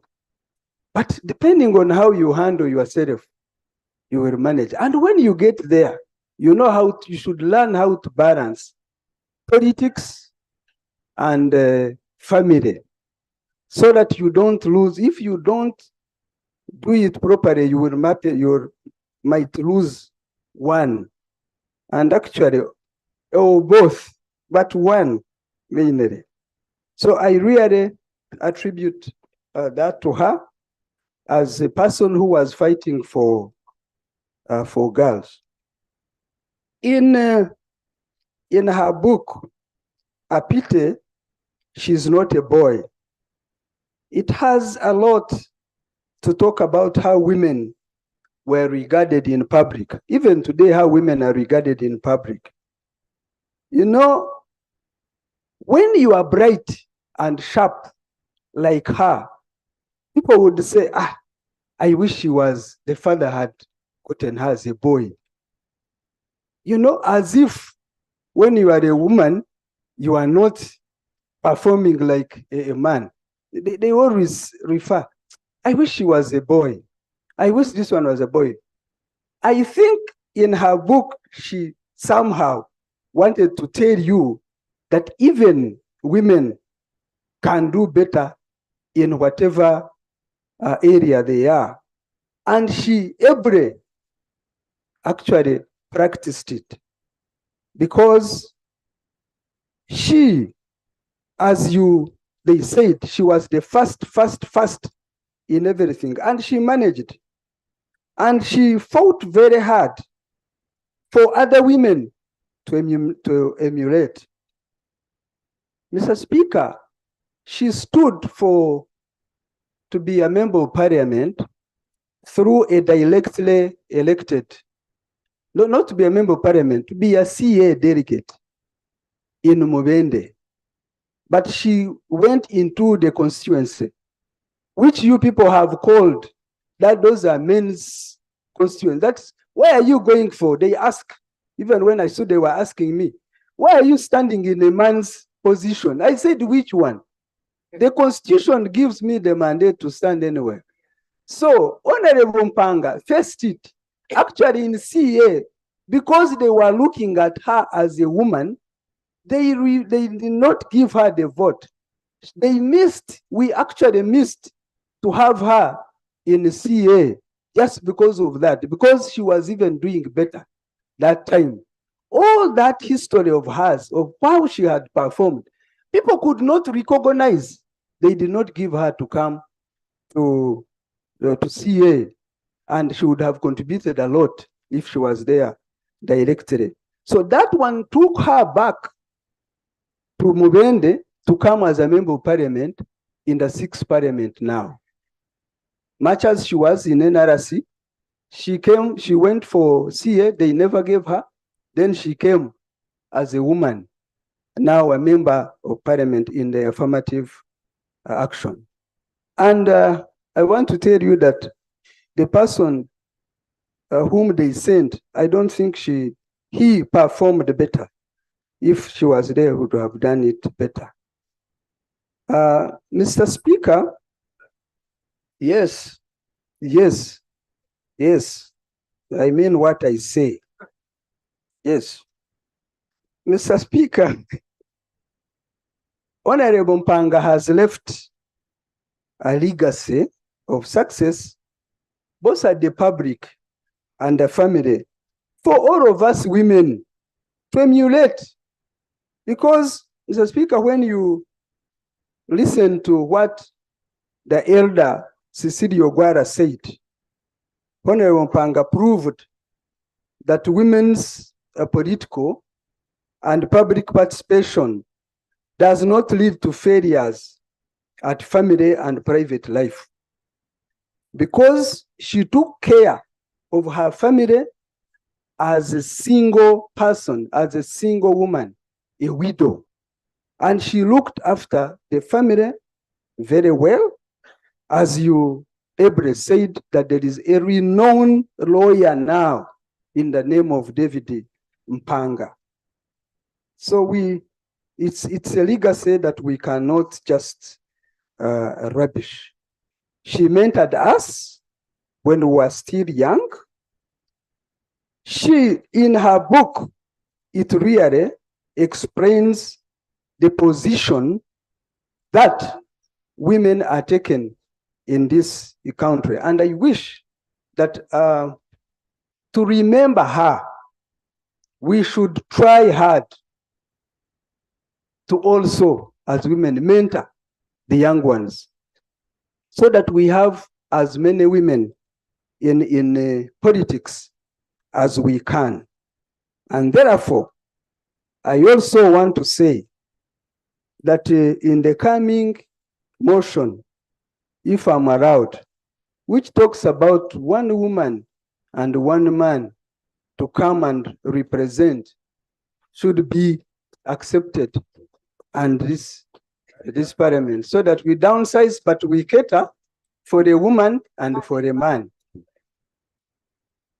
With those a few words, I would like to extend my condolences, my sincere condolences to the family, to the country, and to the president for losing such an important person.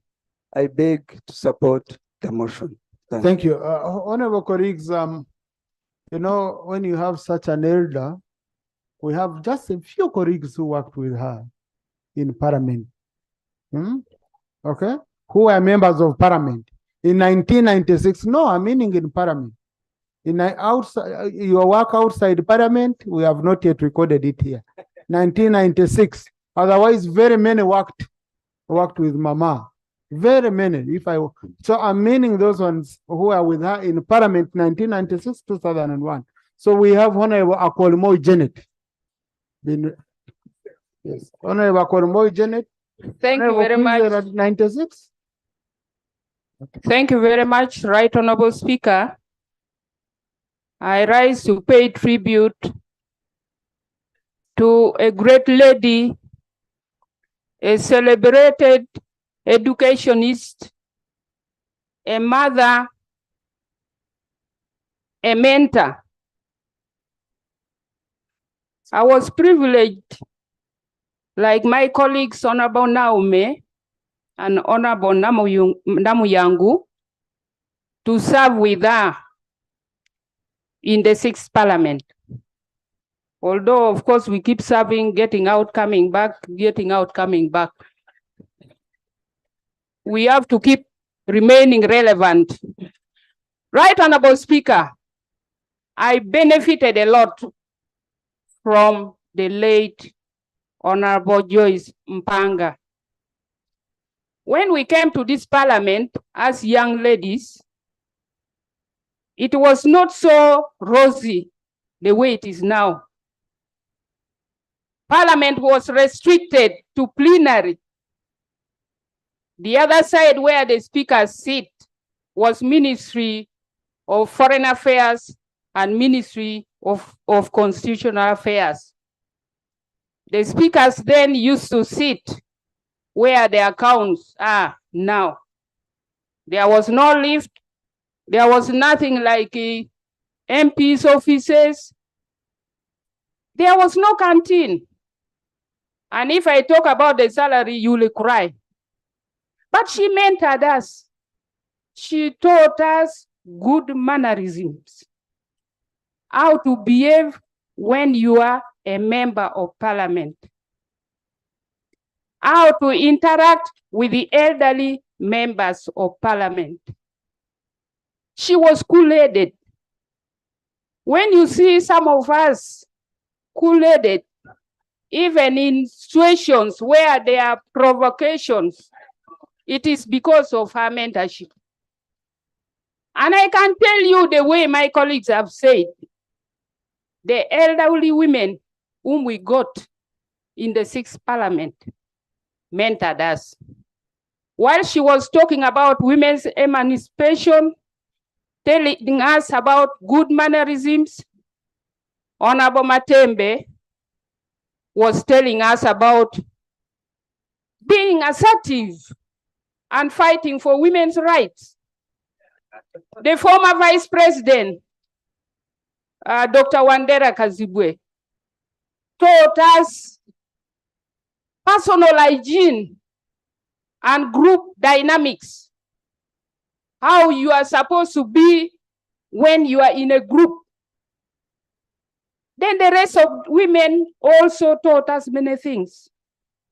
The Honorable Margaret Ziwa taught us girl guiding. We had girl guiding association in this parliament because a number of us were young. And by then, we were only 39 women representatives. The country had only 39 districts. The late was representing Mubende, and for me, I was representing Kotido, which is the current Abim, the current Kabong, the current Karenga, and the current Kotido. It was such a large district. So I'm also getting tempted in future, when that amendment by my sister comes, we need to look at it. We have lost a great lady, a great mentor, a great educationist, a widow who stood on her own and did not leave shame. She has died at a time we needed her most. We needed her as our dictionary to take us through and tell us more about harmonious living. We have lost you, my elder sister. Condolences to the family. May your soul rest in eternal peace. Thank you. Colleagues in the public gallery this afternoon, we have family members of the late Honorable Joyce Mpanga. They include Miss Grace Mpanga Mutesasira, a daughter. Oh, I hope I'm not repeating because Miss Nava Eva Mpanga, daughter. Mr. Dennis Paul Kauma, nephew. Mr. Woj Kawadia Kanyerezi, nephew. Mr. Geoffrey Ziwa, nephew. Mr. Fred Magandazi Chwa, nephew. Mrs. Namudu Musoke Kireka, niece. Mr. Kireka Kenneth, in-law. Mr. Fred Sospa Kawesa, in-law. Mrs. Adalina Rubogo, in-law. Miss Ansila Vategenya, in-law. And Mr. Simeon Kawanzi, first cousin. Please join me once again in welcoming them. In the public gallery this afternoon, we also have pupils and teachers of Mother Care Preparatory School from Wakiso District. They are represented by Honorable Ser Kenya David and Honorable Narima Betty Esther. But on a special note, we have in one of our daughters, Namirimu Melan, the daughter to Honorable Nachimuri Helen woman MP Karangala. We want to recognize you. Please stand up for recognition. Thank you. Yes, you can see some of us already training potential replacements. Thank you, Honorable. Honorable Kawadia Baker, who is the constituency MP, then I'll call on Honorable Semuju. Thank you, Mr. Speaker and honorable colleagues. I also stand here to support the motion of paying tribute to the late Joyce Mpanga. I'm speaking as the area member of parliament, but at the same time, I'm speaking as someone who has lost a sister or auntie. I come from the Nsenene clan, and that's where she also subscribes. The late had time for the young generation. I think as we've heard, very good things have been spoken about her. But what I remember about her is the time she always created for the young generation. I remember when I was a student at Makerere, would always invite her for most of the public lectures. And she always encouraged us on matters of leadership, most especially the involvement of ladies in politics. It is unfortunate, Mr. Speaker, that as we are speaking right now, the Committee of Presidential Affairs is handling a matter where some of our women MPs were manhandled by the security agencies that work at Parliament. She always protected the girl child. And I've heard some of her colleagues speaking on how she was very tough when it came to protection of women's rights. But my question is, those who served with her, do you always have time to mentor the young leaders that we have in Parliament? Because we have had complaints that those who served with her don't even have time to mentor the new generation. As residents of Rubaga, we have lost a nationalist. The Anglican Church have lost a serious citizen, most especially those who come from Lunguja, where she has been praying at St. Stephen's Church in Lunguja. The people of Uganda are mourning seriously, most especially those who agitate for the rights of women. We have lost a true leader who always stood by her words.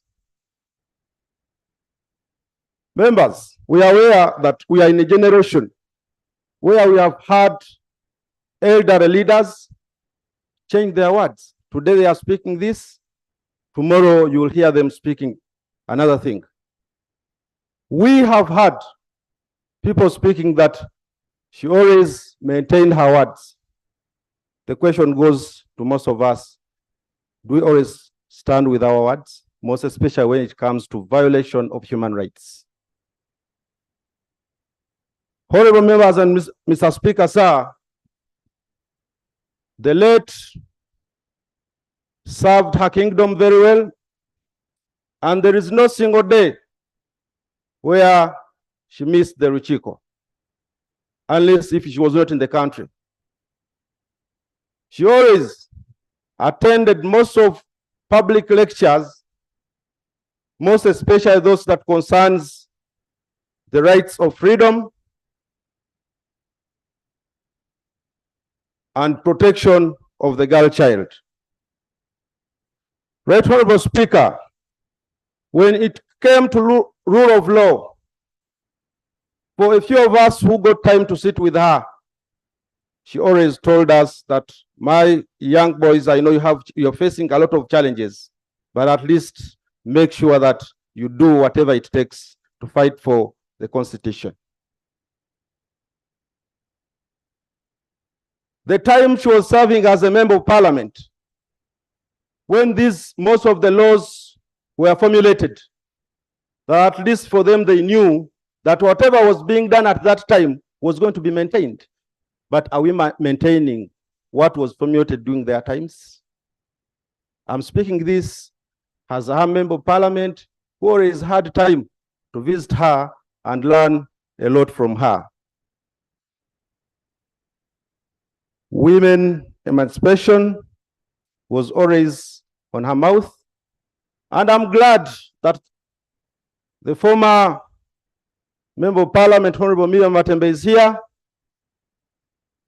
She's among the few leaders who have always stood at least to make sure that women's rights are being protected. We expect the elderly leaders also here in this house to do the same. Questions are always being asked in the public by the people of Uganda that indeed, do we have leaders who protect women's rights? Yes, I'm one of the leaders who are here in this Parliament, well knowing that I'm going to serve for a certain period of time, I'll go. As women leaders, do we always have time to mentor young leaders, most especially women? Or what we do is to make sure that we protect ourselves in those seats that we are carrying right now. This is what I used to get from her, because there is a day when we asked her as young leaders that what did you do to serve the people of Mubende, and you reached a time and said that I'm not going to come back and contest. She said, as leaders, you have your time, but you must know one thing, that there are young people down there who are also ready to do what you're doing. So as a member of parliament who was serving her, at the same time as the shadow minister for Kampala, I kindly request this August House that we instruct KCCA, where she has been residing, to gazette one of the roads in Kampala in respect to her service that he rendered to this country. May her soul rest in peace. Thank you, Right Honorable Speaker. Thank you, Honorable. I thought you were also going to say, I want for her example and serve one term and not offer myself again. So, but on the issue of mentorship, I want really, mentorship is about you to know that you need to be mentored. People won't look out for you. I know some of us, we are even difficult to mentor. Some of us, I have sent one of the MPs whom I knew needed mentorship. I sent her to Honorable Cecile Ogwa. Attended one session, said, I didn't come to school. I already know it. Yes, and she took off. She's never gone back. Okay? So because she's demanding, you want to see you in parliament, she wants to see you preparing for a session, but we want to just come in, we don't want to be mentored. Ask these people. I don't know who has approached Katuntu, who has approached Janet, approached Vumbi here, who has approached the owner of Yarugaba, Namuyangu for mentorship. You know, Mwijuchi has approached me for mentorship and I have done my part. So, so honorable colleagues, it's very important. Now I had picked Honorable Semuju. Thank you very much, Mr. Speaker. I want to begin by extending my condolence to the family of late Honorable Joyce Mpanga.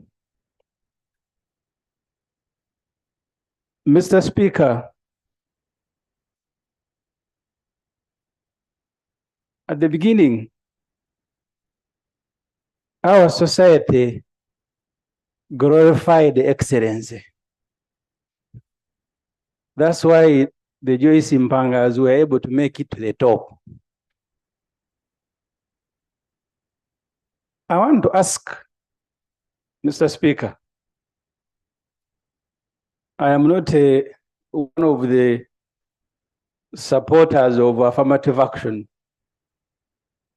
I think people need to fight. Those who fought like the Mpangas, that's why they turned out the way they were. The affirmative action, especially once abused, opened the door to everybody. It ended up bringing kunkumura politicians.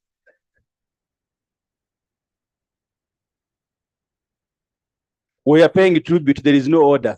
Honorable, you know the language we use for purposes of the Hansard. Yes. If you can just enable us understand. Let me use the word that President Yoweri Museveni used. It brought fisher women. Mr. Speaker, by empowering Joyce Mpanga, Honorable, that's why she was able to raise people whose titles, education background, we have all admired. What, Mr. Speaker, other people do is to promote their children by appointment and military ranks. The Mpangas took their children to school. We now admire them.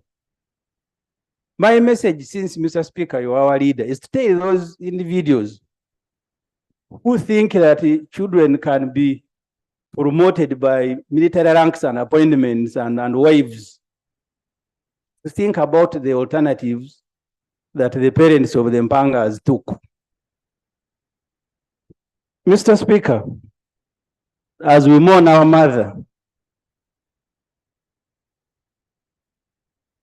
look at the education sector today. I am glad the Honorable J.C. Muyingo spoke. Because even the elite, people like Honorable J.C. Muyingo, and that's why I keep blaming him, I know he will not be offended. I remember in the 7th Parliament, Colonel Tom Mutimi was appointed the Minister for Karameja Affairs and he declined. And I respect him. Because when you are educated, it means you must also know what you can do and what you cannot do. When I spoke about Kunkumura politicians, today you can be Minister for Fisheries, tomorrow they put you in garbage, tomorrow where, as long as they have made you a minister for you, you don't care. But Kanopti may decline. But it is also dehumanizing to elevate you to a position where you cannot serve. And I want to invite colleagues who are here, learn to decline. If they are asking you to punch above your weight, please say so that I am very sorry, thank you very much, but I will not be in a position. It is even more painful when you are being asked to be supervised by people that you know really you should be the one supervising them. Honorable J.C. Muyingo. You went to school, I am referring now to Let Mpanga. You went to school, did this master's, did this one, and then they bring senior to dropouts to be your supervisors, and you salute them. We are here thanking her because she went to school, she was an educationist, but she also have the excellency. That's why when you're talking about her children, you are all very happy. These shortcuts are the ones that are killing the country. So I want to, Mr. Speaker, to say things before I sit. First, to thank the President for giving her state funeral. One of the things, by the way, he equitably gives these state funerals official. So the other things, I refer you to the report of the Equal Opportunities Commission. The other things are dominated by others, but state funerals, the other day we had Honorable Chamber here, now we have Honorable Joyce Mpanga. When we are mourning, you must also behave.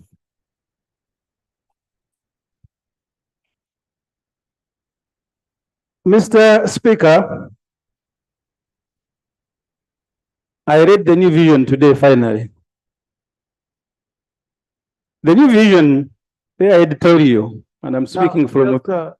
Honorable colleagues, you see, when we are paying tribute, there are... now we have point of procedure different from point of order. Now you stand up on procedure. When I try to explain to you, say this is order for all of us. Those are two different points, okay? Please. So just, you know, why we consider that emotion is, you know, coming and all that. But I know where we stop, and I know I'll guide very well. Honorable conclude. Honorable Samju, conclude. Mr. Speaker, you said we need to mentor younger MPs. Finally, I am referring to the editorial of New Vision today. The New Vision today writing about Honorable Joyce Mpanga, described her generation as people who did not chase after worldly things, and made a call that to save this country, we need to return. I don't know why NRM MPs are agitated. So you want me to be speaking about you? We are speaking about Mpanga. But now, Honorable Semuju, yeah, you see, when you respond to people from the sides, then you're bringing an official communication onto the Hansard of Parliament. Ignore, because they are not on record. Okay? Thank you, Mr. Speaker. So the plea in the New Vision editorial is that we need to return the country to the era of the Mpangas. And that's why Professor Mshemeza here was speaking about corruption. Honorable Cecilia is clapping. So that generation that glorified competence, that glorified excellence, that did not pick people from markets selling tomatoes and then begin laughing at them. And this should concern everybody. Someone has appointed you to a very big position and is laughing at you. Says, "Are you leave my fishermen?" And for you are celebrating. We therefore want to thank the Honorable Joyce Mpanga and also ask the family, Mr. Speaker, to continue with the legacy. Those of us who are not members of the family, we admire you. And there is a lot that will learn from you. May her soul rest in eternal peace. Thank you. Honorable Akena.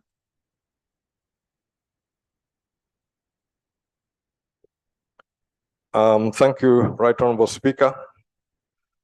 I rise to support the motion to pay tribute to Honorable Joyce Mpanga. Because of Honorable Joyce Mpanga, I am.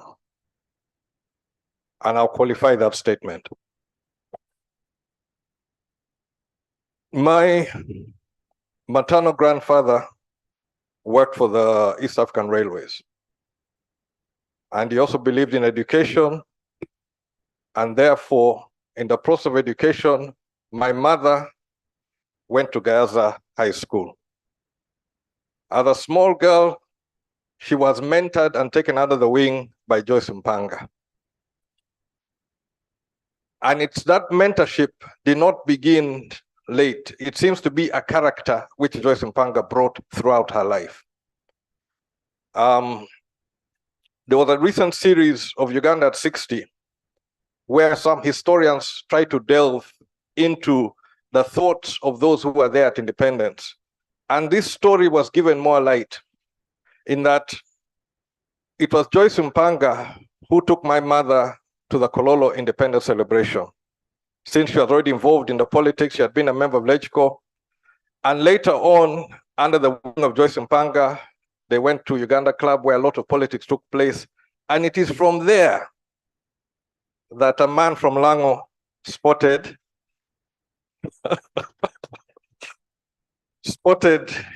a beautiful Muganda lady. And of course, that is the reason why I am here.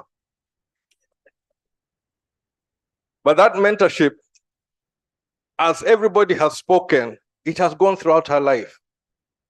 She always reached out to those, especially the weak, the vulnerable. Because when my mother went to Gaza, she was a small girl. And her father, being in the railways, was all over the place. But Joyce Mpanga took her under the wing. But did not forget her.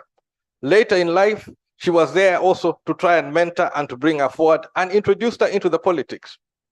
So at this series of Uganda at 60, there was a panel which involved Joyce Mpanga, my mother, and Dr. Ali Care, of those who are talking about the pre-independence and the thoughts about independence. But then there was a panel which was also put for those who were born after the independence, where I had a great opportunity to be on the panel with David Mpanga, the son of Musazi and the son of Abu Mayanja. And we're giving our thoughts. And in these thoughts, it became clear that a lot of politics has created some divisions. And I've noticed some people trying to even bring them as we pay tribute. But I can say here that I, Jimmy Akena, had the honor to host Joyce Mpanga on the day I swore in this 11th Parliament.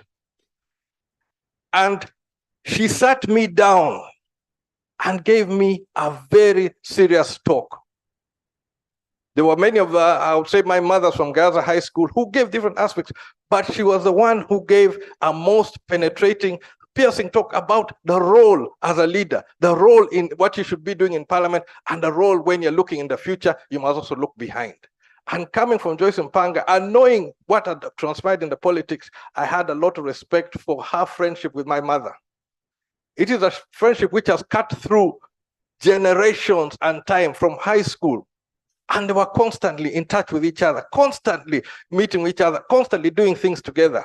And this is something which we should really look at, because politically, they were on different sides. But their friendship, their belief in Uganda, and their hopes and aspirations of something which has cut through generations, that we can all stand here and pay tribute to a great leader of Uganda. So when we talk of emulating and also question of mentorship, I think also the character of the mentor is very important. Not everybody can mentor. But as far as Joyce Mpanga is concerned, that one has cut through, because my mother can testify from high school. All through her life, she has been mentoring, trying to raise others to the level where she is, trying to bring others up continuously. And this is a struggle which many of us have to do for the betterment of all our country. So I stand with the family on this day to send my sincere condolences on my own behalf, on behalf of my family. May the soul of Joyce Mpanga rest in eternal peace. Thank you, Honorable Katuntu.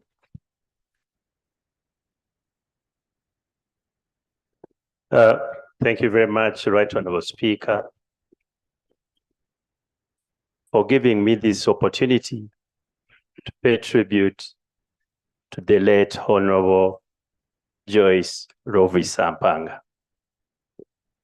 As I've said before, when paying tribute earlier on in this house, this conversation we are having today is not about somebody who is dead. It is between us. Are we talking to each other? Or we are acting? The late Joyce Mpanga is gone. What she did is about now us. What do we emulate from her? Right Honorable Speaker, I talk about one thing. For those who have started Uganda history, if you are born in the Masembe family, you are born in a privileged family. If you are married to Mpanga, not Dawood, this one, but his father, you are married to a privileged family.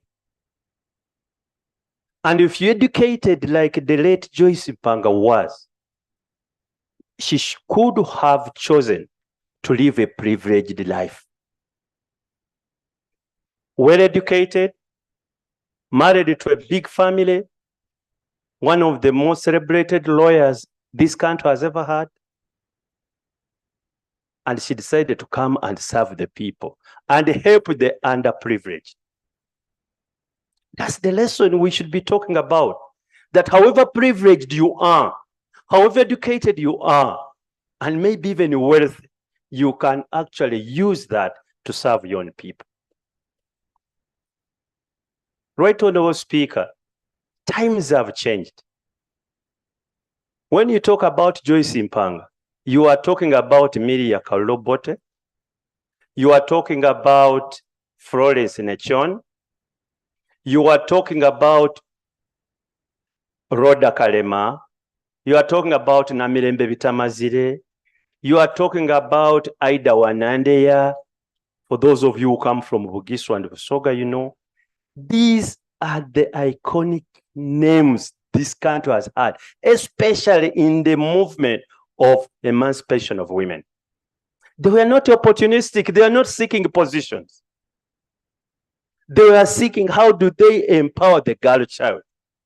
I had the Honorable Cecilio go out saying, today I am being emotional. By the way, you are not being emotional, Honorable Cecilia. You are always like that, you know.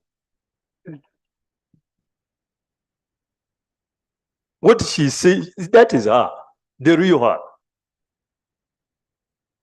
The quality, the caliber of women leaders at that time were not opportunistic.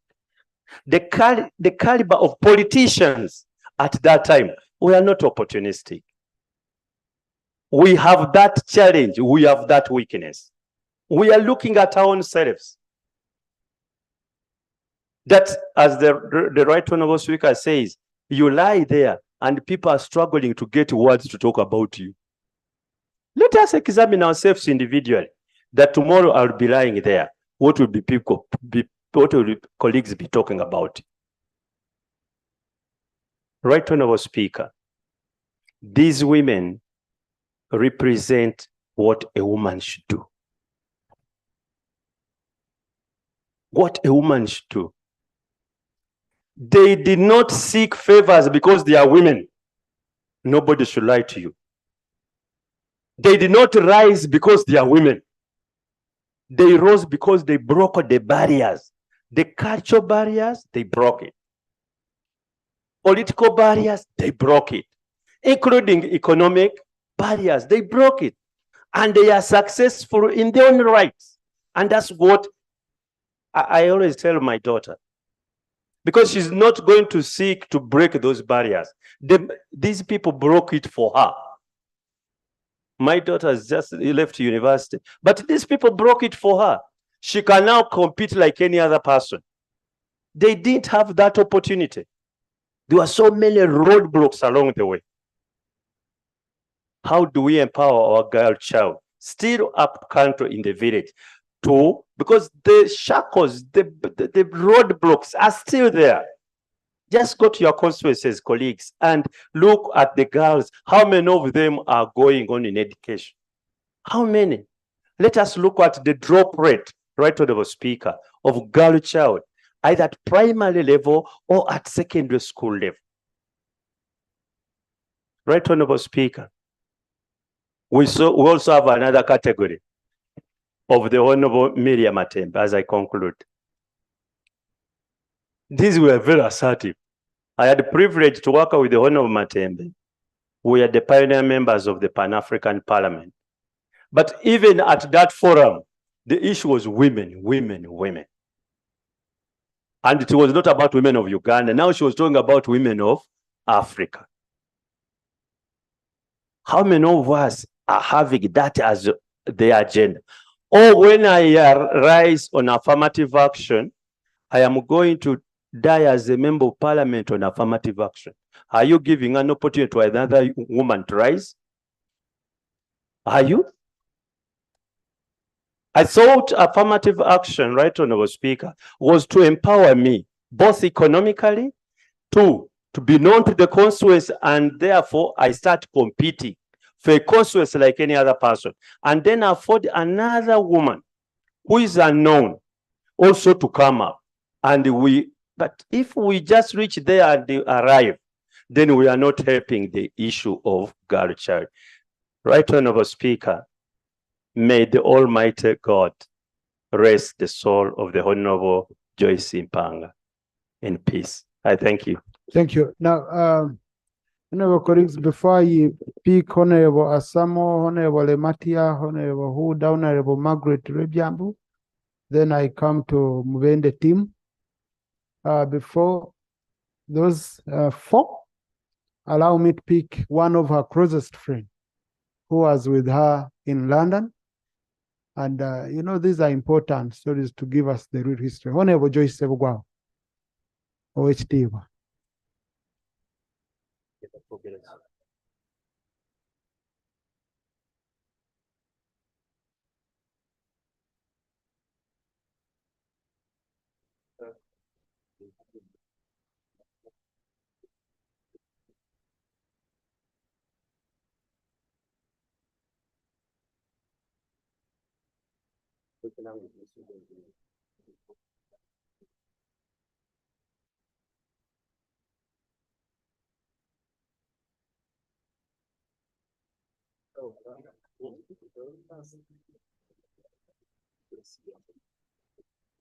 Thank you very much, Honorable Speaker, for giving me this opportunity to contribute to my friend,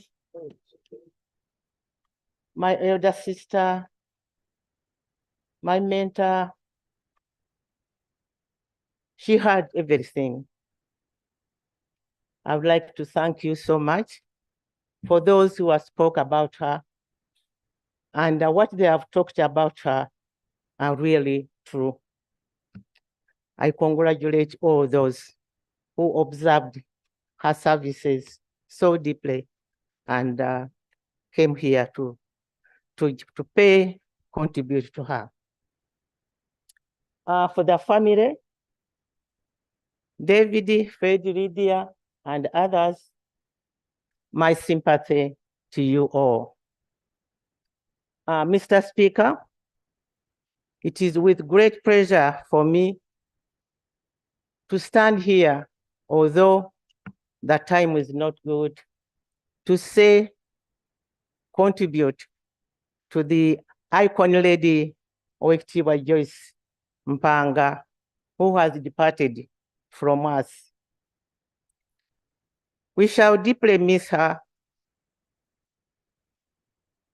Deeply, her wisdom, the knowledge, the mentorship, and her unmatched contribution to society.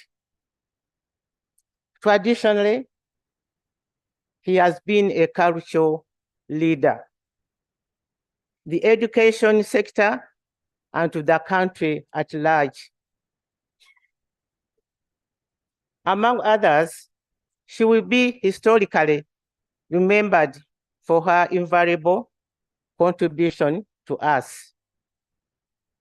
She was one of the first women to be nominated to the LegCo long ago, which was 1960. And she was the first African deputy headmistress of Gayaza High School.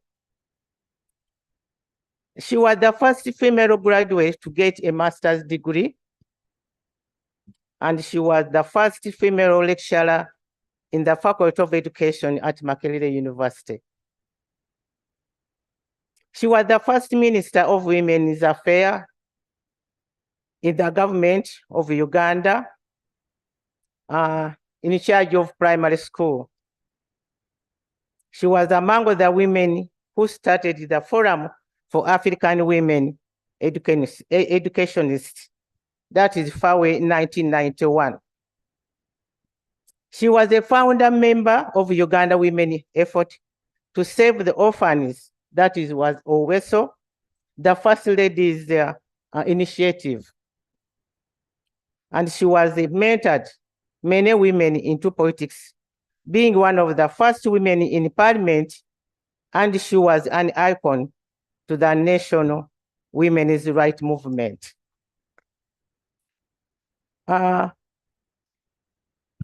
Joyce, as we used to call her, was also empowered many women through art and craft to earn a livelihood. She also represented Mubende district in parliament as the woman member of parliament. That was the contribution she made when she was in the central government. For the Buganda government, she was the first minister in charge of primary education in the Buganda Kingdom. She was elected as a member of Buganda Lukiiko up to date until she breathed her last. She was an advisor to the Kabaka and the kingdom at large. She was close to the late Sir Edward Mutesa while in exile, and since then, she had served the kingdom diligently, consequently being very instrumental in the restoration of the kingdom. She did a lot of work when the kingdom was being restored. That was in 19 1993. She played a very big role during that time, and she was on the committee of preparing for the restoration of the kingdom. She was the representative of Namirembe Diocese at the Provincial Council, and the late Wekitibwa Mpanga has served in several capacities, self-officials, with dignity, while maintaining status quo at all times. When I speak about her, I cannot finish everything that she has done, because she has done a lot of work. She could do everything. And for the family, I pay contribute to you, because she loved her children so much. She had only 2 children. And when we asked her that, why are you having just 2 children? He said, yes, I want to have very few so that I can look after them well, I can educate them well, I can give them everything that they want so that they can live comfortably. So she loved her children so, so much. It's a pity that she has left you. Joyce contributed a lot. She was a bourgeois lady, and we are together right from 1883. That's when she joined the bourgeois. Joyce has been in the struggle right from 1970s. That's when she started the struggle, political, in politics. So she has done a lot of work. Joyce has been, meeting at her place so many groups of people, advising them, counseling them, mentoring them. She couldn't get tired of having visitors. Her home was always full of visitors. Why? Because she wanted to entertain everybody. We used to have meetings at her place, and she could not get tired. Every time you go there, she will welcome you, and she could do everything which can make this country, she could do politics from time to time. She was so worried about things which are going on in the country, and she could take time to say, how can we do? What can we do to save the situation? So she was a political leader who could not get tired. She was old, but her brains was so super. She could remember everything. She could do everything. She was a real mother to everybody. I don't know what we can do. I think it is up to us all to emulate what Joyce has been doing and check ourselves. Are we on the right track? What we are doing really can save this country? Do we love our country? Because that's what she has been, she has been trying to achieve from time to time. Joyce loved her kingdom so much. She loved her king so much. She was an advisor to the king, and she could do everything to make sure that our king is comfortable. So, Joyce, what you have done, really, we cannot forget you. We shall always remember you for your good heart. She had a very big heart for everybody. She could not, she could not hate anybody. No matter what you do, no matter what you say, Joyce will welcome you at her house. She has been a wonderful lady, a mother, a wonderful mother, and we shall always remember you for what you have done for this country. May your soul rest in peace. I thank you so much, Mr. Speaker, for allowing me to say something. Thank you, Honorable Sebuguao, Honorable Samo, then Honorable Matia. Yeah, thank you, Right Honorable Speaker. I want to stand to support the motion to pay tribute to the Iron Lady lying in front of us. I'll start by paying my condolences to the family. Right Honorable Speaker, I was privileged to be a board member of FAWE. I was also privileged to be a chairperson of West Osoroti District. I also worked with Forward. So I met Joyce more in the NGO world. And no wonder she was the chairperson of the NGO board at a certain point, clearing our loads. So as a young lady, I had people who gave me the mentorship. This great lady here, Right Honorable Speaker, was willing to share her knowledge as far as building emancipation for a woman was concerned. Recently, I think 2 years ago, we had another function. She has been active all her life. She has never rested home that she's retired to be tired. You'd find her in meetings. Recently, we're in a function, I think of Forward or somewhere, and I sat next to her and I asked her, what does it mean to retire from Parliament? And she told me, you see, life of Parliament, after Parliament, you can be having a very peaceful life. But what you have to do when you're out of Parliament, involve yourself in community activities. She said, be in church, be in community things, things of Rotary, things of whatever. They can make you busy, and you'll find that you'll still serve the community like any other person. No wonder she remained an active person until she died in the Lukiko. And she has also been active in issues of NGO. She also shared with me one thing. I don't know about the family so much, but I asked her, how do you survive then? She said, no, in my home, I have my 2 cows just around my family home yard in the compound. When you have these 2 cows, they give me milk. So as an old person, you need to take milk.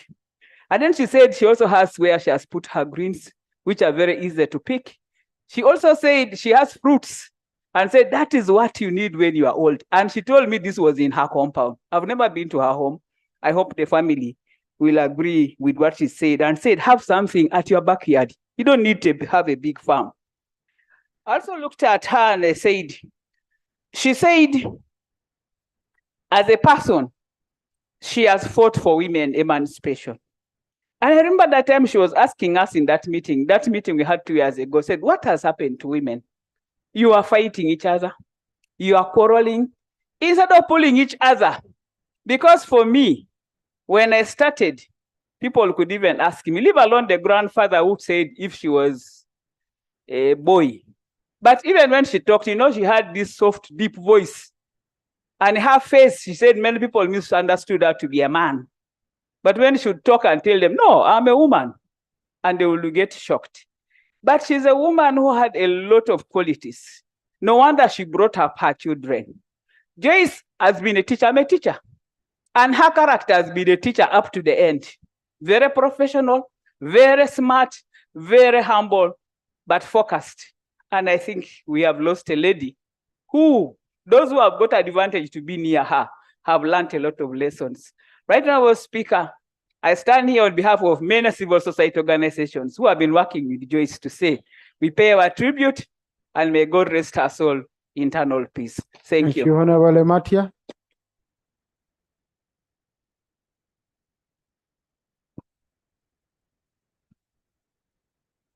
Thank you very much, Mr. Speaker, Right Honorable Speaker, for giving me this opportunity. I stand to second the motion. And at the same time, I want to express my great appreciation to the President to say there should be official burial for Joyce. Everything that has been said is what I observed with Joyce. I worked with Joyce for a very long time. What has not been brought out is Joyce served as chairperson of Public Service Commission. I met with her as a young education officer in the Ministry of Education. When I was appointed, one of the things we used to do is to recruit the health workers under the chairmanship of Public Service Commission.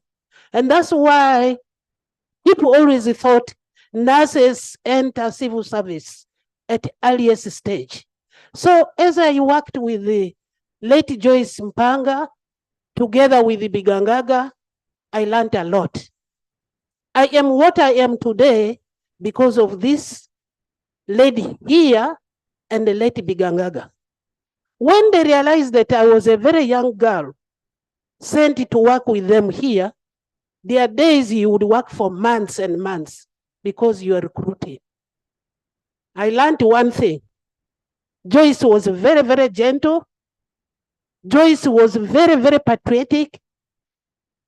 Joyce didn't select people. As a medical person, I learned Joyce's psychology was very deep-rooted. Hence, I discovered that she was a teacher. And from her, I also learned she came from a very big, celebrated family. That is Masembe family. Earlier, I had met some of them in Mulago, like Dr. Kanyerezi, Masembe.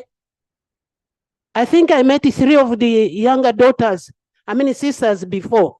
So there are two things I will remember this lady for. One, when we were recruiting, the recruitment would skewed because we did not speak English as we are speaking today. The English in some areas were very demanding. And the two, science was not being taught all over Uganda. The two, because they were educationists, they took it upon themselves to write to Ministry of Education, because late Bigangaga was also educationist, and this was educationist. They wrote a letter. As an education officer from Ministry of Education, I was able to see this letter, that please make sure in the schools you teach all sciences, not general science. And 3, make sure the English you teach to these children is a straightforward. You know very well, we speak English according to our local dialects.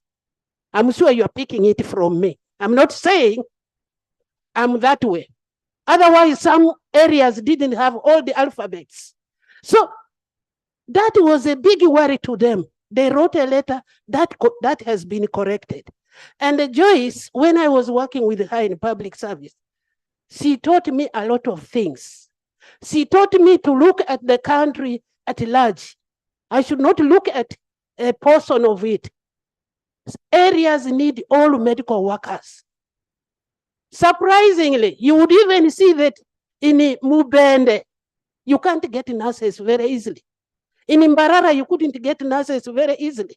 And yet, time came when they would need, because of centralization, people should work within their area very easily.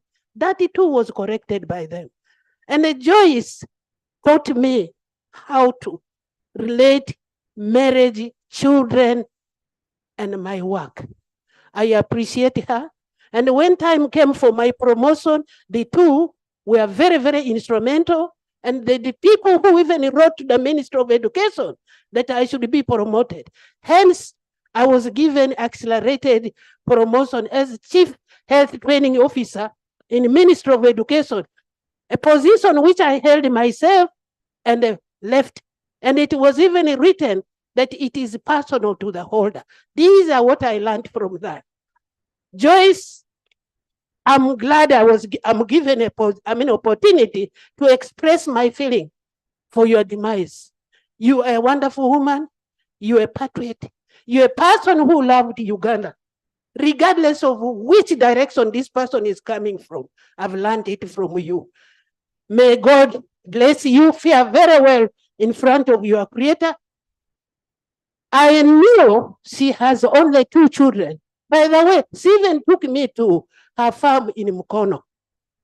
I even served with her in Mango.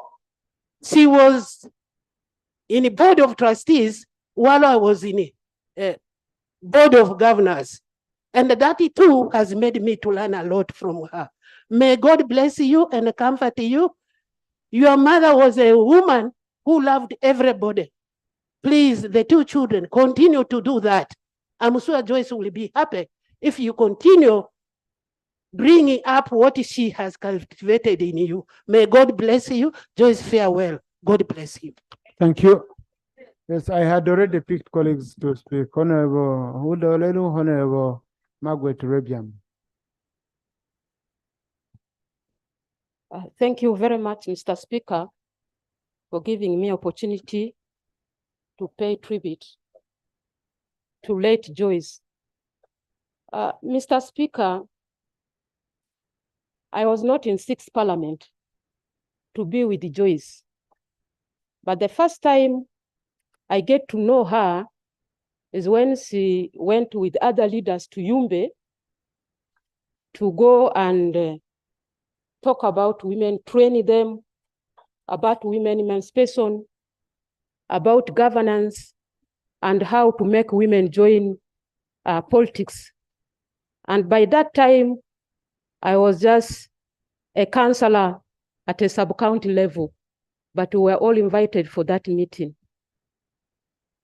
There, indeed, as young I was, I listened to all what they said, but I didn't have the time to have a close interaction with him. Mr. Speaker, when I joined Parliament in 8th Parliament, that's when I get closer and nearer to Joyce. I remember under Whopper, we had so many meetings where Joyce, among others, would be invited to train us. Specifically myself, by the time I came to Parliament, I was not so much aware of the issues of women empowerment or gender mainstreaming. But it is through those training that I get to know, to understand that in this Parliament, I still have another specific role to play in protecting women. And indeed, that's what I have been doing. Mr. Speaker, this lady who is lying here and others who are still around, I can see Mama Cecilia here. I can see Mama Matembe up there. Although I have been close to Honorable Cecilia and Mama Joyce, who is lying here, because they will give me time to talk to when I want to consult something. But I enjoyed so much Honorable is in the gallery, but I wouldn't go near her because she's very tough. And sometimes you can ask questions when you are in a meeting with her, you will want to disappear. She say it as it is, and you can see when she's in the media, in those TVs, how he talks. So I admire what she's doing, but I don't move near her. But Mama Joyce, at least I've been near her. I will talk to her. And because when she sees you, she calls you to come and talks to you. And Mama Cecilia here is now my mother. Now, if I'm lying, the microphone is here.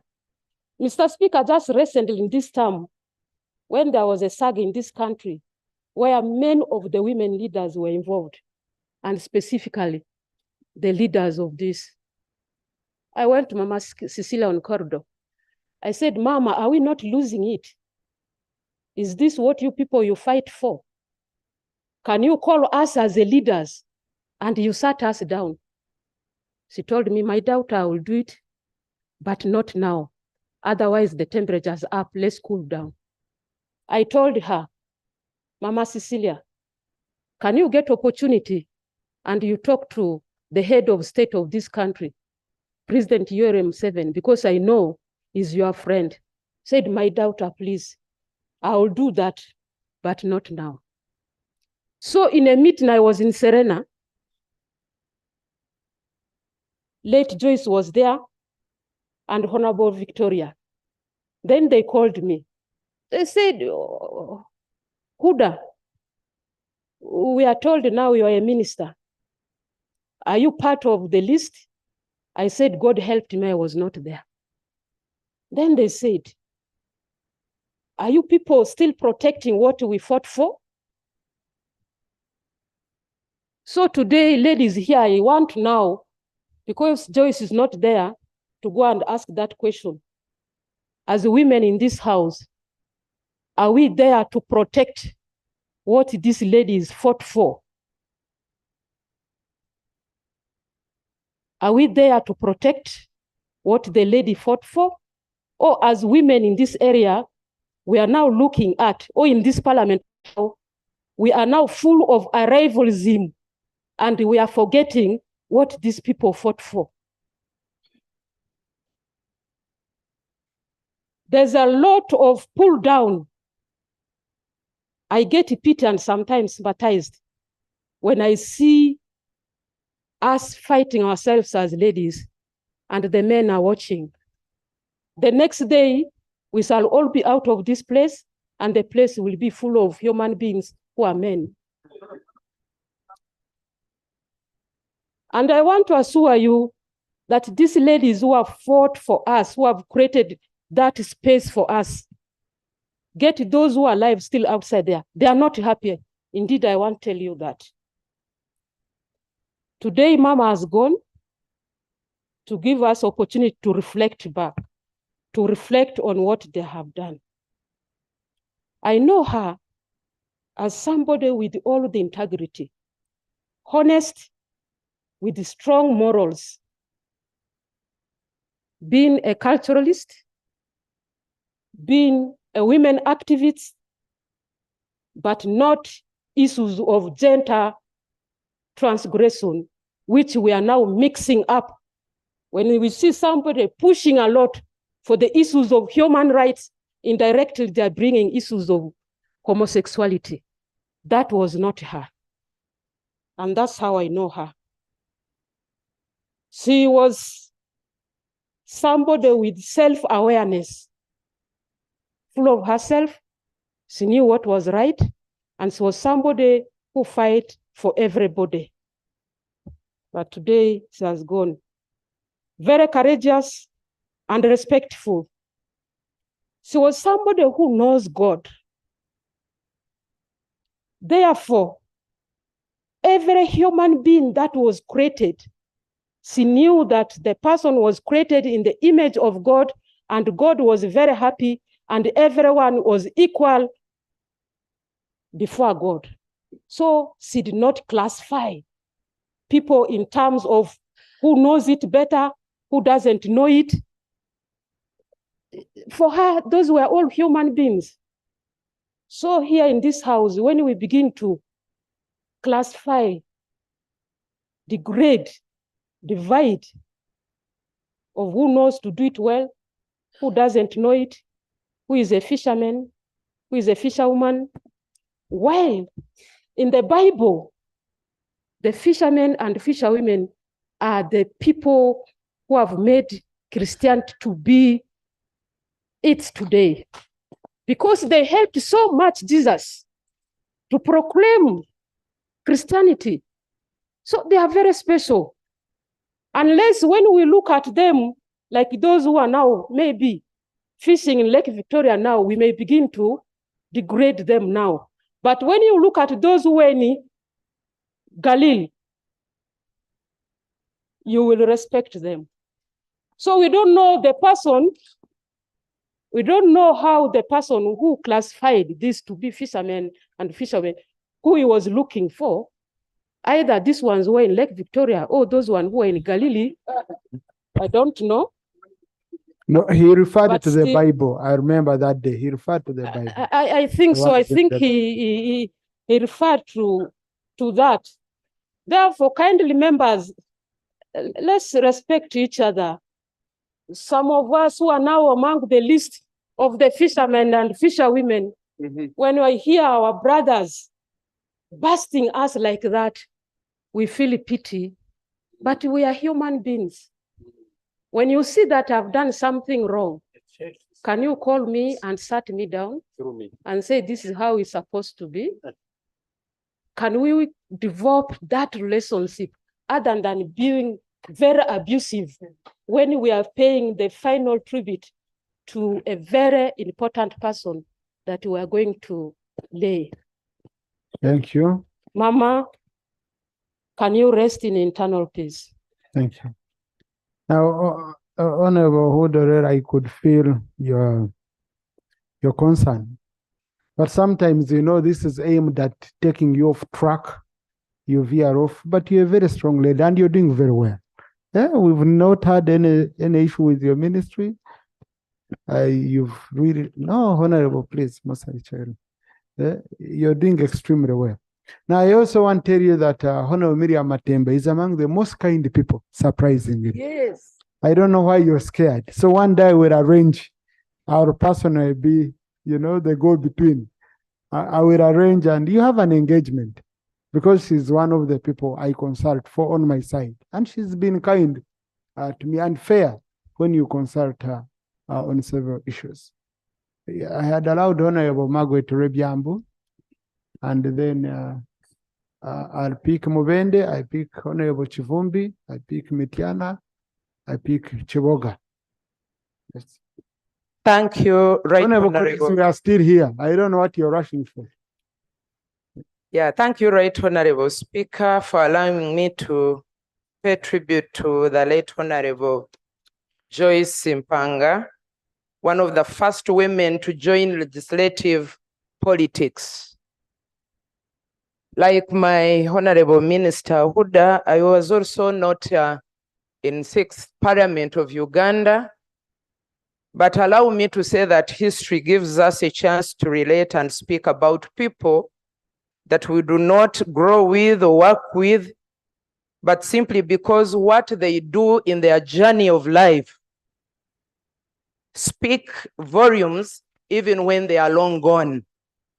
And people can still learn one or two things from them.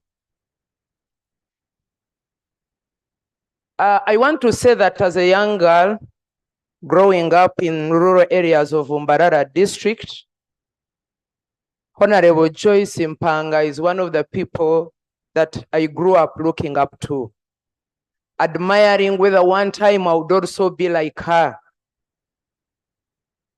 Because of her selfless struggle for women emancipation and being a champion of equity and equality. Reflecting on her book on the title, It's a Pity She's Not a Boy, and how her maternal grandfather used to love her and relate with her, but along the way being disappointed because she was not a boy, tells it all. I believe it's where she derived the courage to work so hard to show that whether you are a boy or a girl, you can still make it in life. I want to say thank you, Honorable Joyce Mpanga, for breaking the barriers for us as women today. We can sail through now. We can go to politics and compete with whoever you want to be. I myself, in 2016, I contested with men. And one of the reasons I did that is because I was looking up to such women. I was looking up to the Honorable Miriam Matembe. I was looking up representing constituencies, not districts, on the affirmative action. I want to wish her a safe journey to meet the angels, and family, take a heart. God will sit in the place where Mama has been sitting. Rest in peace, Mama Joyce. Thank you. Yes, no, before Honorable Museveni, Honorable Margaret.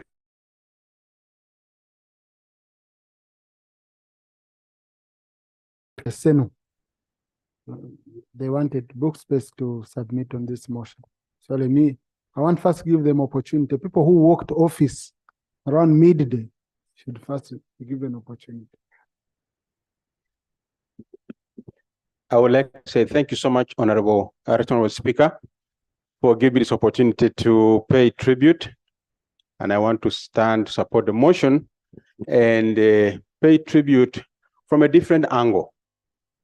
First of all, I associate myself with all the positive remarks made about Mama Joyce Mpanga. For those who may not know, I hail from Kapelebiong, and Kapelebiong is in Teso. And I'm paying tribute not from the side of work or politics, but from the side of a son, a friend, and her private life. I call her Mama. I got to meet Honorable Joyce Mpanga through her children.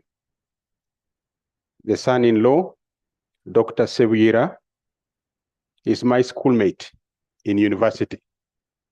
And we became very good friends. And through his marriage to Dr. Lydia, I got to know the family, right there standing. So we became very close family friends. And that's when I began to interface with the late who is lying there in state. Right, Honorable Speaker, when I met Joyce Mpanga, apart from being told who she was or what she had done in society, you could not see any airs of pomp coming out of her. She was a lady who was down to earth. She associated with us like she was our peer.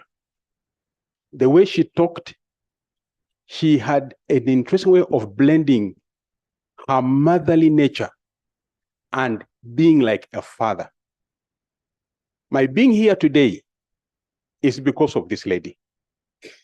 When I was struggling with the issue of whether to go to politics or not, having been in the NGO world, I looked around for people to mentor me and to advise me. And through the 7 years, I asked to meet with her. And when she heard, she immediately called me and said, Tony, come. And so I went, and over about 4 different days and sessions, we sat for 3 to 4 hours. And she walked me through some very interesting guidance that eventually helped me not just accept to proceed and join politics, but also determine the way to conduct my politics. Allow me to say a few things she mentioned to me. One of them she said is, Tony, when you become a member of parliament, you are not a member of parliament for Kapelebiong. You'll be an MP for Uganda. And I very significant and profound. And she said, you have got to see this as your country and cease to focus on where you come from, but think of this country as your constituency. And that was very profound for me. Secondly, she said, Tony, live within your means. The question of living above your financial status and entering into debt during campaigns, being a member of and beyond, she said, if you do that, it will cripple your being a member of parliament. Thirdly, she said, Tony, you need to be a person of integrity. You should mean what you say and say what you mean. And above all, keep in tune with your conscience when you are either in public or in private life. I think she said that you have to protect your name. Says whatever happens in political life, know that it is just for a season. Because beyond politics, you are going to remain who you are. She says, guard and protect your name, meaning your legacy and how you stand before the public. In that discussion, and I want to say this with all humility, I saw a woman who was a true and a beautiful Muganda. And I say that with deep, deep respect. I met and sat with a lady who gave me a special sense of admiration for Buganda and the Baganda. But in that character of hers, nowhere did I feel that she thought in either belittling manner or a negative manner about my being outside from Buganda. She respected me, respected where I came from, and addressed me like one of her own sons. I call her Mama. Now, the second thing was, in the course of her life, as we met so many times, I realized that Joyce never missed any event of her children. And they are here to attest to that. Whether it was a party of the children who are now her grandchildren, her own kids, whatever event was, she made sure she was there. And she had this exuberance of peaceful joy and laughter. And when you'd be engaging with her, you feel like you are with, not really like a mother in the sense of, some mothers are so distant because of who they are in the age. But you would feel like you're dealing with a friend. And so, Right Honourable Speaker, and to all the House present, I learned later on the role she played in our country. And I'm feeling such a desire that as a House, we are losing the fathers and the mothers of this country. And like Mama Cecilia was talking from, when she was giving her tribute there, I felt tears come down my eyes. And the question was, did you call her? Did you consult her? And I am asking myself this question, I've always been asking myself, can we as a parliament create a platform where we allow our past leaders who are outside these confines of this parliament to continue contributing to the affairs of this country and advising us as a young group of leaders on how to lead the country and how to come up with policy issues. So my prayer is that as we pay tribute and as we think about way forward, let us consider how to create a framework for our fathers and the mothers of this country across political divides to speak to us and guide this country. I beg to submit. Mama, rest in eternal peace. Thank you. Honorable Museveni. Thank you. Thank you, Right Honorable Speaker. Right Honorable Speaker, I come from Bende, where the late served as a woman MP. By then, Mubende was still one block before getting Tiana and Kasana districts. I think Chiwaga had left, but 19, Chiwaga had left. And it was Tiana, Kasana, and now Mubende. Very Honorable Speaker, I want to join the rest of the other mourners, both in nationally and worldwide, to mourn the demise of our great leader, mentor, who did great work in our district. She's remembered for mentoring men into active politics, especially women, both at local and national levels. She was a consultant for everyone. Right Honorable Speaker and colleagues, if you are to research about Mbende, if you are to read any article about Mbende, her name, you'll find it on every page, if not every paragraph. We really appreciate her. And when we heard of the sad news, the entire area, people are mourning, especially those who worked with her. Some of us who have just joined the politics. And by the time she came here as a woman MP, some of us were just still young. And I myself, I was just in my senior one. So we have read just about her and associated with the people who served with her or who were mentored by her. But really, her work is great. And I think, Right Honorable Speaker, not as many people only, but the entire nation should appreciate the family that brought her up, that nurtured her, really to prepare her to serve this nation before even independence. Really, Mama Cecilia, as she was speaking, we really learn a lot from her, and we need to appreciate her. And such great families should be appreciated. Again, we thank her for serving the nation, but not forgetting the family. Really, the family, she has left behind a great family that really we should appreciate and learn from as leaders. Sometimes we give our work to other things, and sometimes we find that we are forgetting our families. But as we are serving the nation, even our families, we should plan for them.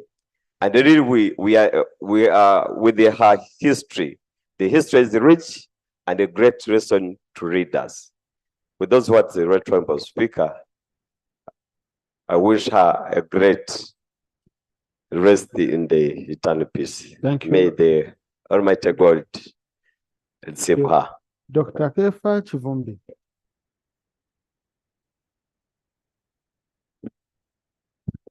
Thank you very much, Right Honorable Speaker. I'm just doing a round of MPs from around the area she represented. I also stand to support the motion to pay tribute to OHT Joyce Rovincer Mpanga. I am from the greater Mubende, and actually Kiboga was part of Mubende at the time when she was MP. So we've lost our former representative, our former member of parliament. The people of Kiboga are greatly saddened by the death of OHT Joyce Rovincer Mpanga. And would like to pay, on their behalf, would like to pay our most heart condolences to the bereaved family, the people of Lunguja, His Excellency the President of Uganda for the time that she served in his government, His Royal Highness Kabaka of Buganda, Ronald Muwenda Mutebi, the Ruchiko, the many people that he served with there, and the many friends around that are all grieving at this moment in time. It's very sad to lose her at this particular moment in time. But amidst these tears, and as we console, we thank God who lent him to us. The life expectancy at the moment is 63 years. She has lived for 90 years. We thank the Almighty God for the years that he has given her.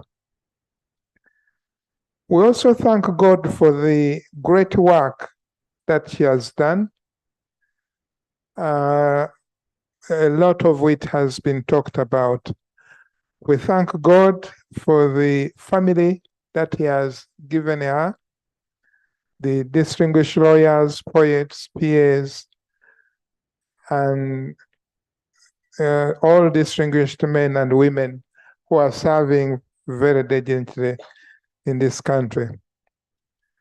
We thank God for what she has achieved, her selfless struggle as a role model for the women's emancipation, the key support roles she has played in the Kingdom of Uganda. And above all, I had Professor Mushemeza here saying that we are about to give up to corruption. We are about to lose the battle on corruption. I think we thank God that she gave us somebody who is incorruptible, and I think we'll greatly miss her and we'll miss her contribution, and we'll miss the way she has been mentoring the many people that have talked about the close association with her. She leaves after a distinguished service, but without any stain. I think we thank God for that. May her soul rest in eternal peace. Thank you, Honorable Chivumbi, Honorable Joyce Bagara, Honorable Christian.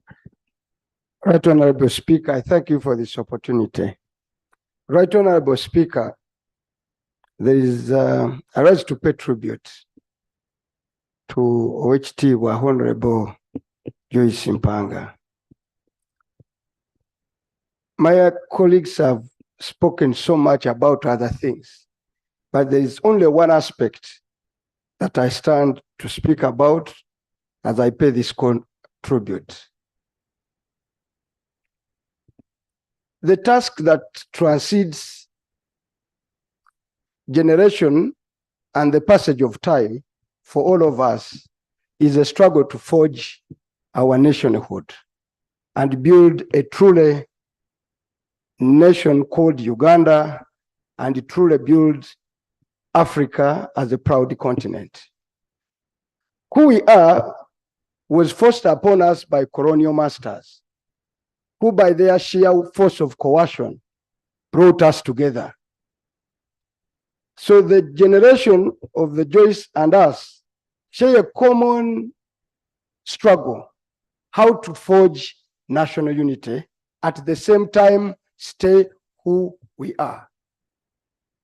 Honorable Tone has spoken and said she talked to a proud Muganda woman.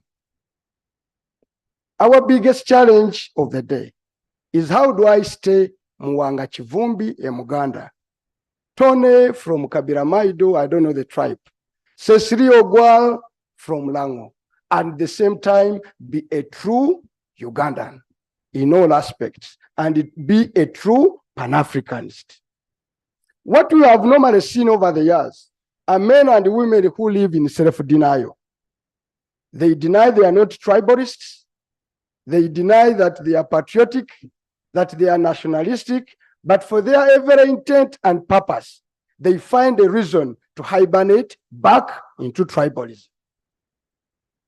Therefore, the lady we celebrate here is a true Muganda. Lived true to the culture, values, and institutions of Baganda, but is a true Ugandan. Is also a true Pan-Africanist. I think that's a struggle we have, to be who we are and work together and build a genuine national state called Uganda or Pan-Africanism. We can't do it by self-denial. We can't do it by men and women who in the evening conspire against others, conspire against community, call other people all kinds of names. But at the same time, in the evening, they shoot themselves up and say we are nationalists. Therefore, the likes of Joyce Mpanga are a true challenge and role model in this aspect. You truly knew who you are dealing with.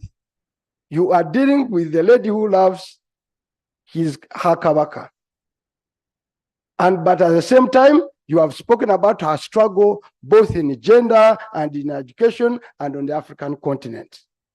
That's why I have seen here as we were laying the wreath, calling ourselves coming in groups, Baganda, Bateso.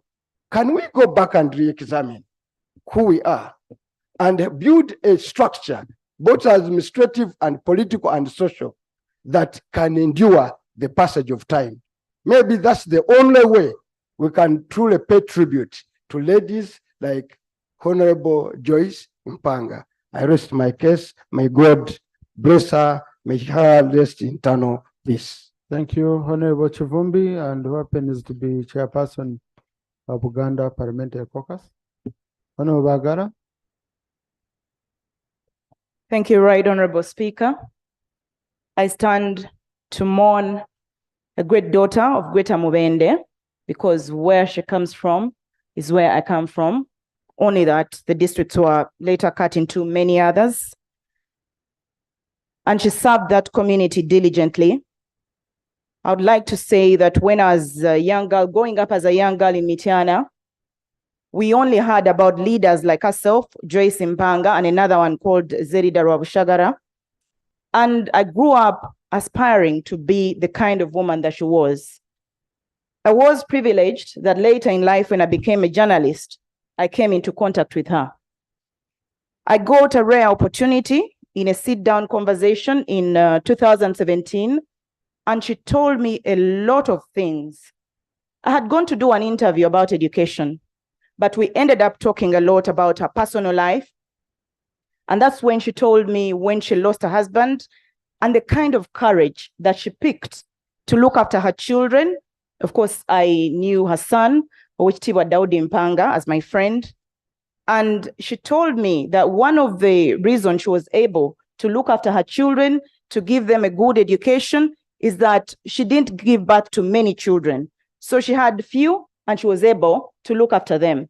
But most importantly, she had the courage to work and get money and look after them without self-pity. Right, Honorable Speaker, when you look at so many of our women, they take a lot of self-pity on themselves. That was not the Honorable Joyce Mpanga. And I think it's a lesson that we should pick as women. Many have talked about, we all the time saying, oh, because I'm a woman, I need to be favored, I need this, because I'm a woman, I should, you know, in those kinds of terms. And I think we need to pick lessons from women like Honorable Joyce Mpanga. She was an icon of women emancipation, and she championed the women's cause with conviction. Right, Honorable Speaker, her interest was for all women or girl children to access education the same way that the male counterparts would access education. And for that, we need to emulate her and work towards that.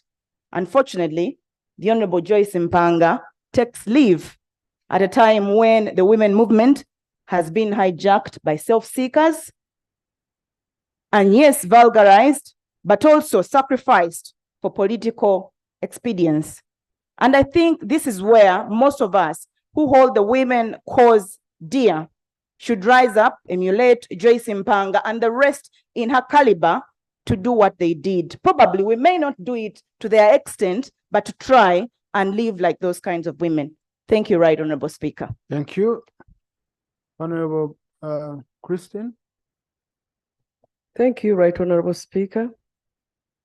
And I also stand to support the motion to thank God for the life of our fallen lady and mentor and woman leader, Joyce Mpanga. And I've always requested God to grant me death at 90 years. And I pray that it so happens. Right, Honorable Speaker. I hope you don't seek an amendment when you are No, 90. no, Honorable Speaker. So, Right Honorable Speaker, we felt very bad when we heard the news for the loss of our lady. I grew up in Mubende, and I'm a teacher's daughter, commonly known as Mwala w'Abasomesa, and we have been living to emulate the example of these ladies, the ones that have been listed, including Zerida Rwabushagara, and now we are only remaining with Honorable Rhoda Kalema. I thank you very much for the visit you paid to her. She has always wanted members of parliament to seek her advice on some of the ongoing debates and processes. And she was like, since there is a COVID and a number of contagious diseases, it may not be okay for all of us to, visit. It may not be healthy, but she has written a book. She wrote a book called My Life Is But a Weaving. And like the lady wrote, we just need to hear from them. We just need to get inspired from their literature and emulate them. Right Honorable Speaker, when we were still in primary, I was at St. Joseph's Primary School in Mbende Town Council. I remember the late being a good mobilizer, mobilizing women. And that is what also Honorable Rhoda Kalema is advising us. You be able to mobilize women. The message to these women will come when they are there. Our challenge as women is mobilization. Now, when it comes to political divide, it is another issue. They may not look at what you are going to say, but provided it is Kaya inviting them, then they should be discouraged from converging. And the freedom of association begins the deprivation of women development. And so we use, wherever they would announce that Honorable Joyce Mpanga is also coming, I'm telling you, even the school-going children would want to convene. All the women would come to convene in what used to be called the Mayor's Garden in Mubende Town Council. So I used to copy her in that area. But at the moment she died, she did her job. She did her work. Because at 90 years, really, too much of her work is to care about her health. But what is there left for us as those who feel are going to fight for the women's rights? Currently, the districts in Greater Mbende, there is still a lot of fear to own property. Being gender sensitive includes owning property. Most of the women in the Greater Mbende area would like to buy property. Those who manage to buy property do it secretly. And it is very disturbing that the most treasured property, land, is at stake. Most of our women who have managed to buy it, to own such an asset, are being evicted. So tenure security for women is a serious issue. The other issue which we need to work on is confidence building in the area. Very many of our women still fear to especially engage in politics, but also to express themselves. So as women, she did her work. We have to build from where she stopped, and we sustain these efforts. I think we should not be able to fear. When you are speaking the truth about women, we really need to learn from her, not to fear to say the truth about women. That is when we shall be able to mobilize all of us. But this business of bringing this topic, and then you are like, I'm not a woman. Then when it comes to you, that is when you want women to stand up with you, will not work. We have to stand with the women and their issues from the start. Dear ladies, women members of parliament, we have a strong platform here at parliament. We should not even feel as if we are orphans or left somewhere else. The number of platforms, WOPA is a serious platform. Let's use it. These are people who would see you meandering and they invite you. Yes, other people may fear to approach Mama Cecilia. Mama Cecilia, feel free to also talk about the wrongs by some women. Do not wait for us to come, because by the time we come, it may be very difficult to reverse. Please feel free to talk about, to correct some of the actions that we are undertaking. These women would invite us. And Right Honorable Speaker, we can invite some of these ladies to our WhatsApp groups to speak to us. And, you know, we are over exalting some functions on WhatsApp groups. Can we host some of these ladies to talk to us on our WhatsApp groups as visitors? Because they readily have smartphones and they want to speak to us, and they need to be rewarded in some way. But for my Mama Rhoda, the one we call Jaja Rhoda in Chiboga, because Honorable Dr. Ruth is Mama, I'm Baba. So Mama will be happy to see members appreciating her by buying her book, which costs 50,000 Uganda shillings, and she will be contented that at least the parliament of the 11th parliament recognizes her contribution to Uganda. I thank you, Right Honorable Speaker. Thank you, Honorable Musa Chweru. Then Honorable Baranda. Then there is a motion to come after those two. Right Honorable Speaker, I rise to support the motion to pay tribute to Mama Rhoda, Mama Joyce Mpanga.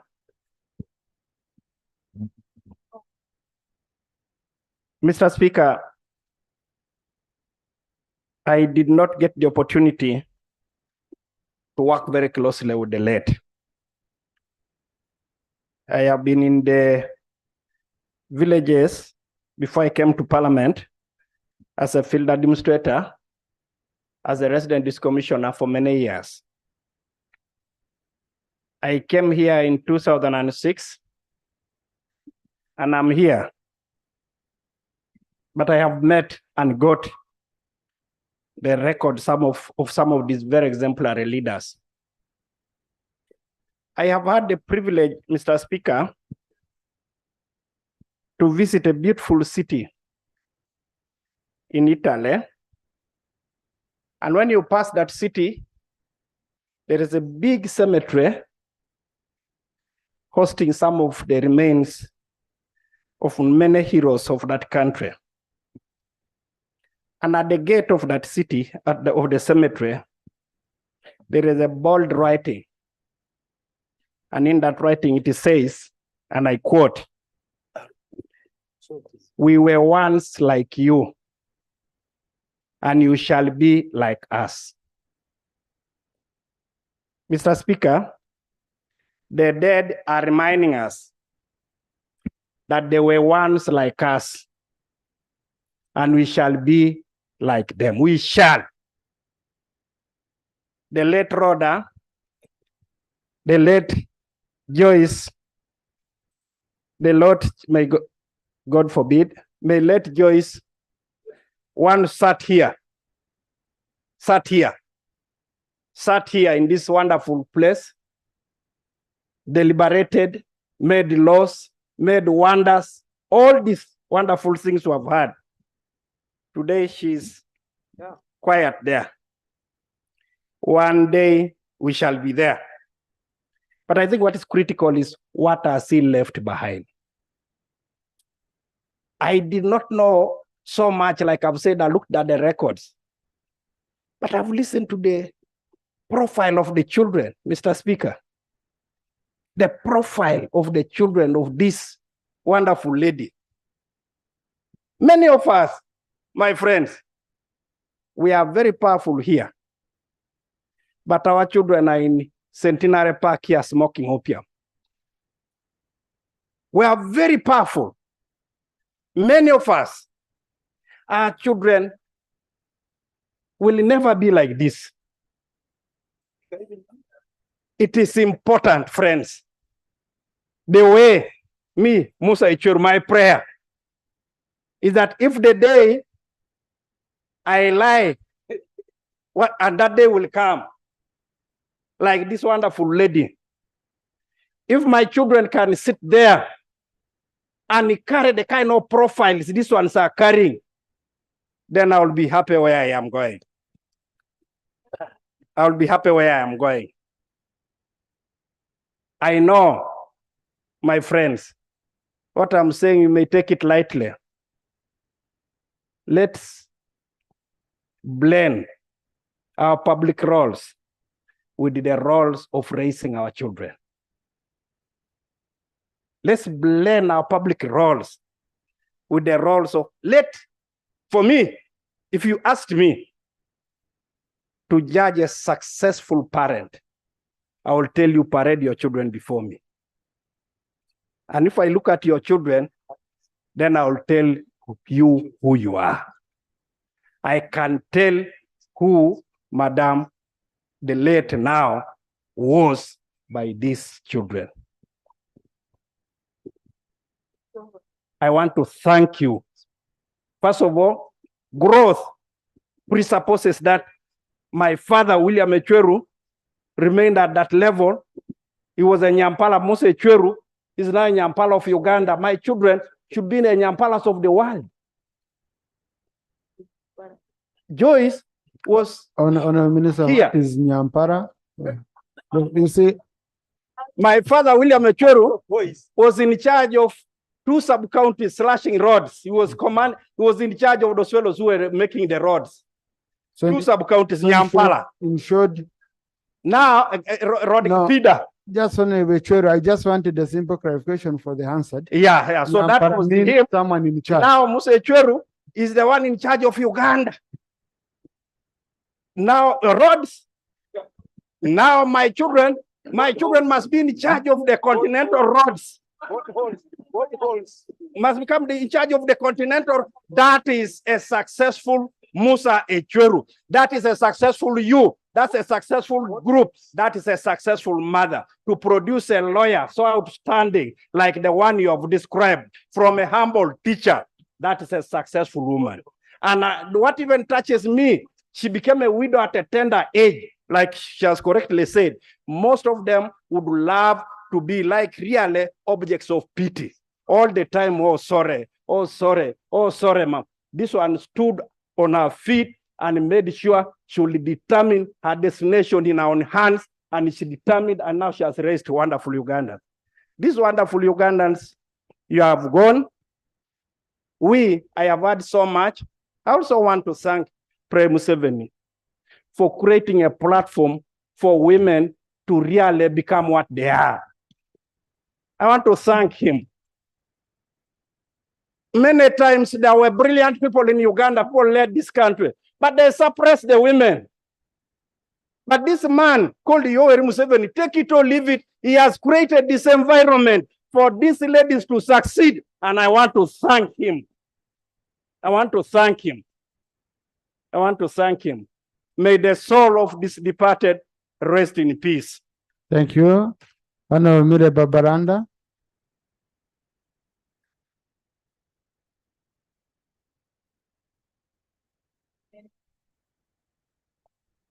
Thank you, Right Honorable Speaker and honorable members.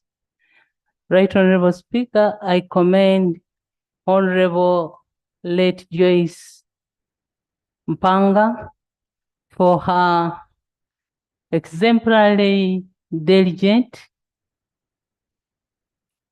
calmness and scandal-free service while she served as Minister of State for Education and in other capacities like Honorable Joyce Sebugwao mentioned some of them. Right Honorable Speaker and honorable members, I come from Busoga region and I've been briefed by my colleagues from Busoga region that Honorable Joyce Mpanga constructed Walukuba Masese low-costing estate for the underprivileged. Ugandans will dearly miss Honorable Joyce Mpanga.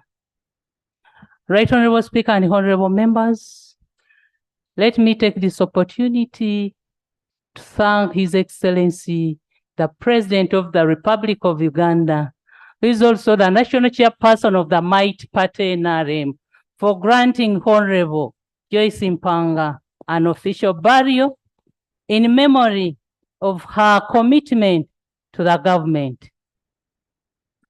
As chairperson of the organizing committee, Right Honorable Speaker and honorable members, we have a duty to play to make sure that everything goes on well accordingly and as planned by the family and by my committee. May the soul of Honorable Joyce Mpanga rest in eternal peace. So, honorable colleagues, when we had just welcomed the body that lie in state, and I was greeting the family, the daughter, Dr. Sylvia Sebuyira, mentioned something to me which made me reflect on my own legacy. She said, this was a great woman. Now, that reflects well with what Honorable Chero talked about. If she had been a great woman just serving the country without looking at the family, the daughter, we in the public would say it, but not the children. You know, it's very, very, very critical. And this one, we all keep learning to be the best we can be. I don't think any one of us would want to be a bad parent. Our styles might be different, but it is something we have to look at to know if we reach where we reached, then our children need to reach even greater heights. And that can only be done through commitment, focus, and knowing that you must strike a right balance between work, between politics, and the family, especially from the life you live. If your life is tainted with corruption and all that, your child will be ridiculed at school. The other children will be saying, hey, your dad, your mother, we saw this on TV and all, especially in this era of social media. If you're good, the children will be saying, oh, we want you to take us to your dad. We want you to take us to your dad. That's a very, very big challenge for us, but I'm sure we shall achieve it. And we are doing well. We are trying. It's very difficult to satisfy society, but we are trying. But what is very critical is, especially with the young generation, mentoring. This business of thinking that you know it, that you have arrived, you know everything. You know, last time I called a few legislators, seniors, the Chivumbis, the Alex Biarugawa, and so people look, I didn't know people look at consulting as a sign of weakness. It really shocks me. When you say, I'm calling colleagues to see how we put our heads together, we see how best we can drive the institution. To some people, that's a sign of weakness. You should be knowing it. You know, so honorable colleagues, we put our heads down, we run. And by the way, even honorable Cecilia Gwar learns from one who has just come. You can't fail to get, I can learn from you about farming. I can learn from you about new trends, not how to handle new situations, you know, all this happens.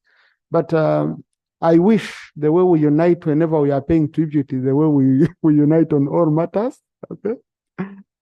So that we acknowledge our weaknesses and our strengths, and no one is superior to the other. And we all know that whoever has come here, we are looking at the common good of the country. And that's what should be driving us, not what we just say, but even beyond what we say.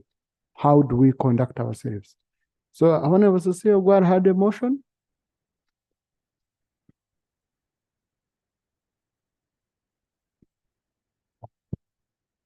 Right Honorable Speaker, in view of the tremendous contribution of Honorable Joyce Mpanga in the field of education, politics, and most especially in the girl-child education and women in development.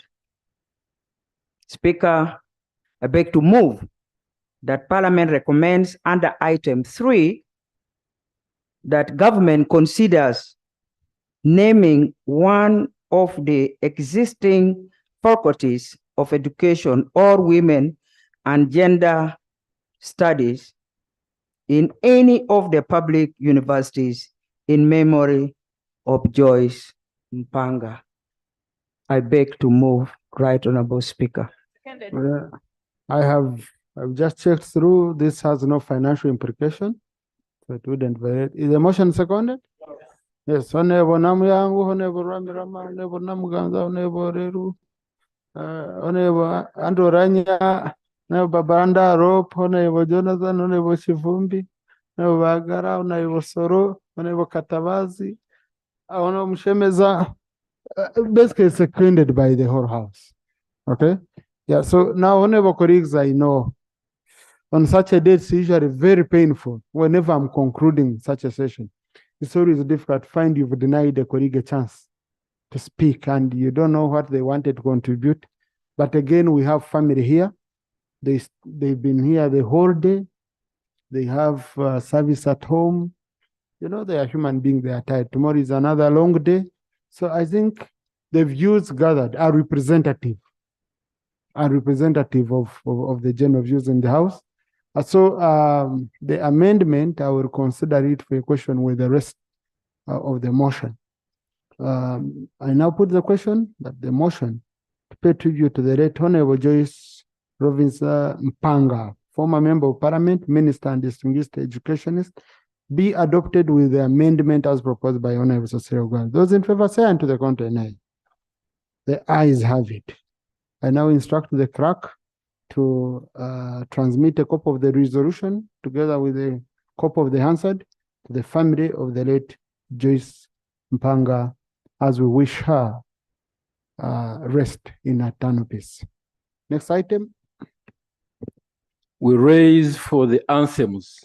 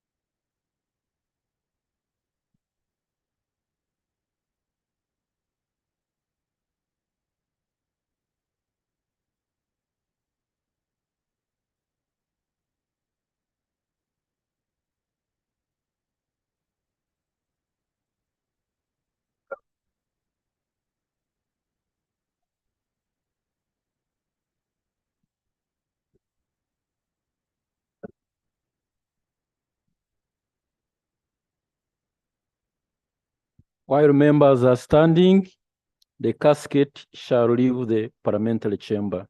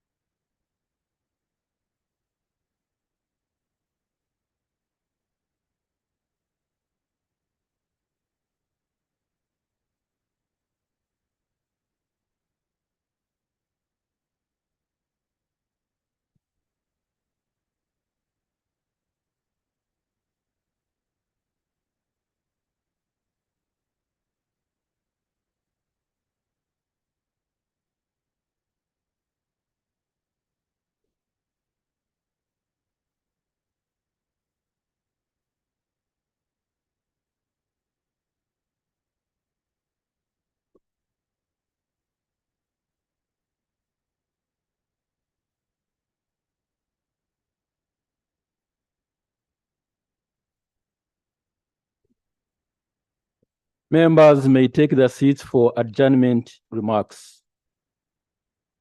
Thank you, honorable colleagues. Thank you for waiting for this long, for standing by the family. House adjourned to tomorrow at 2 p.m.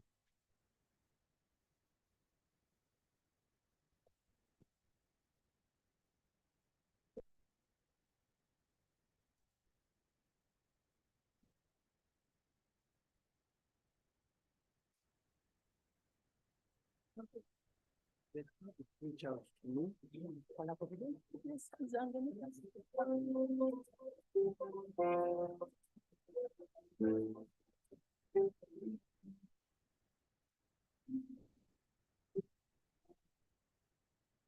Mm.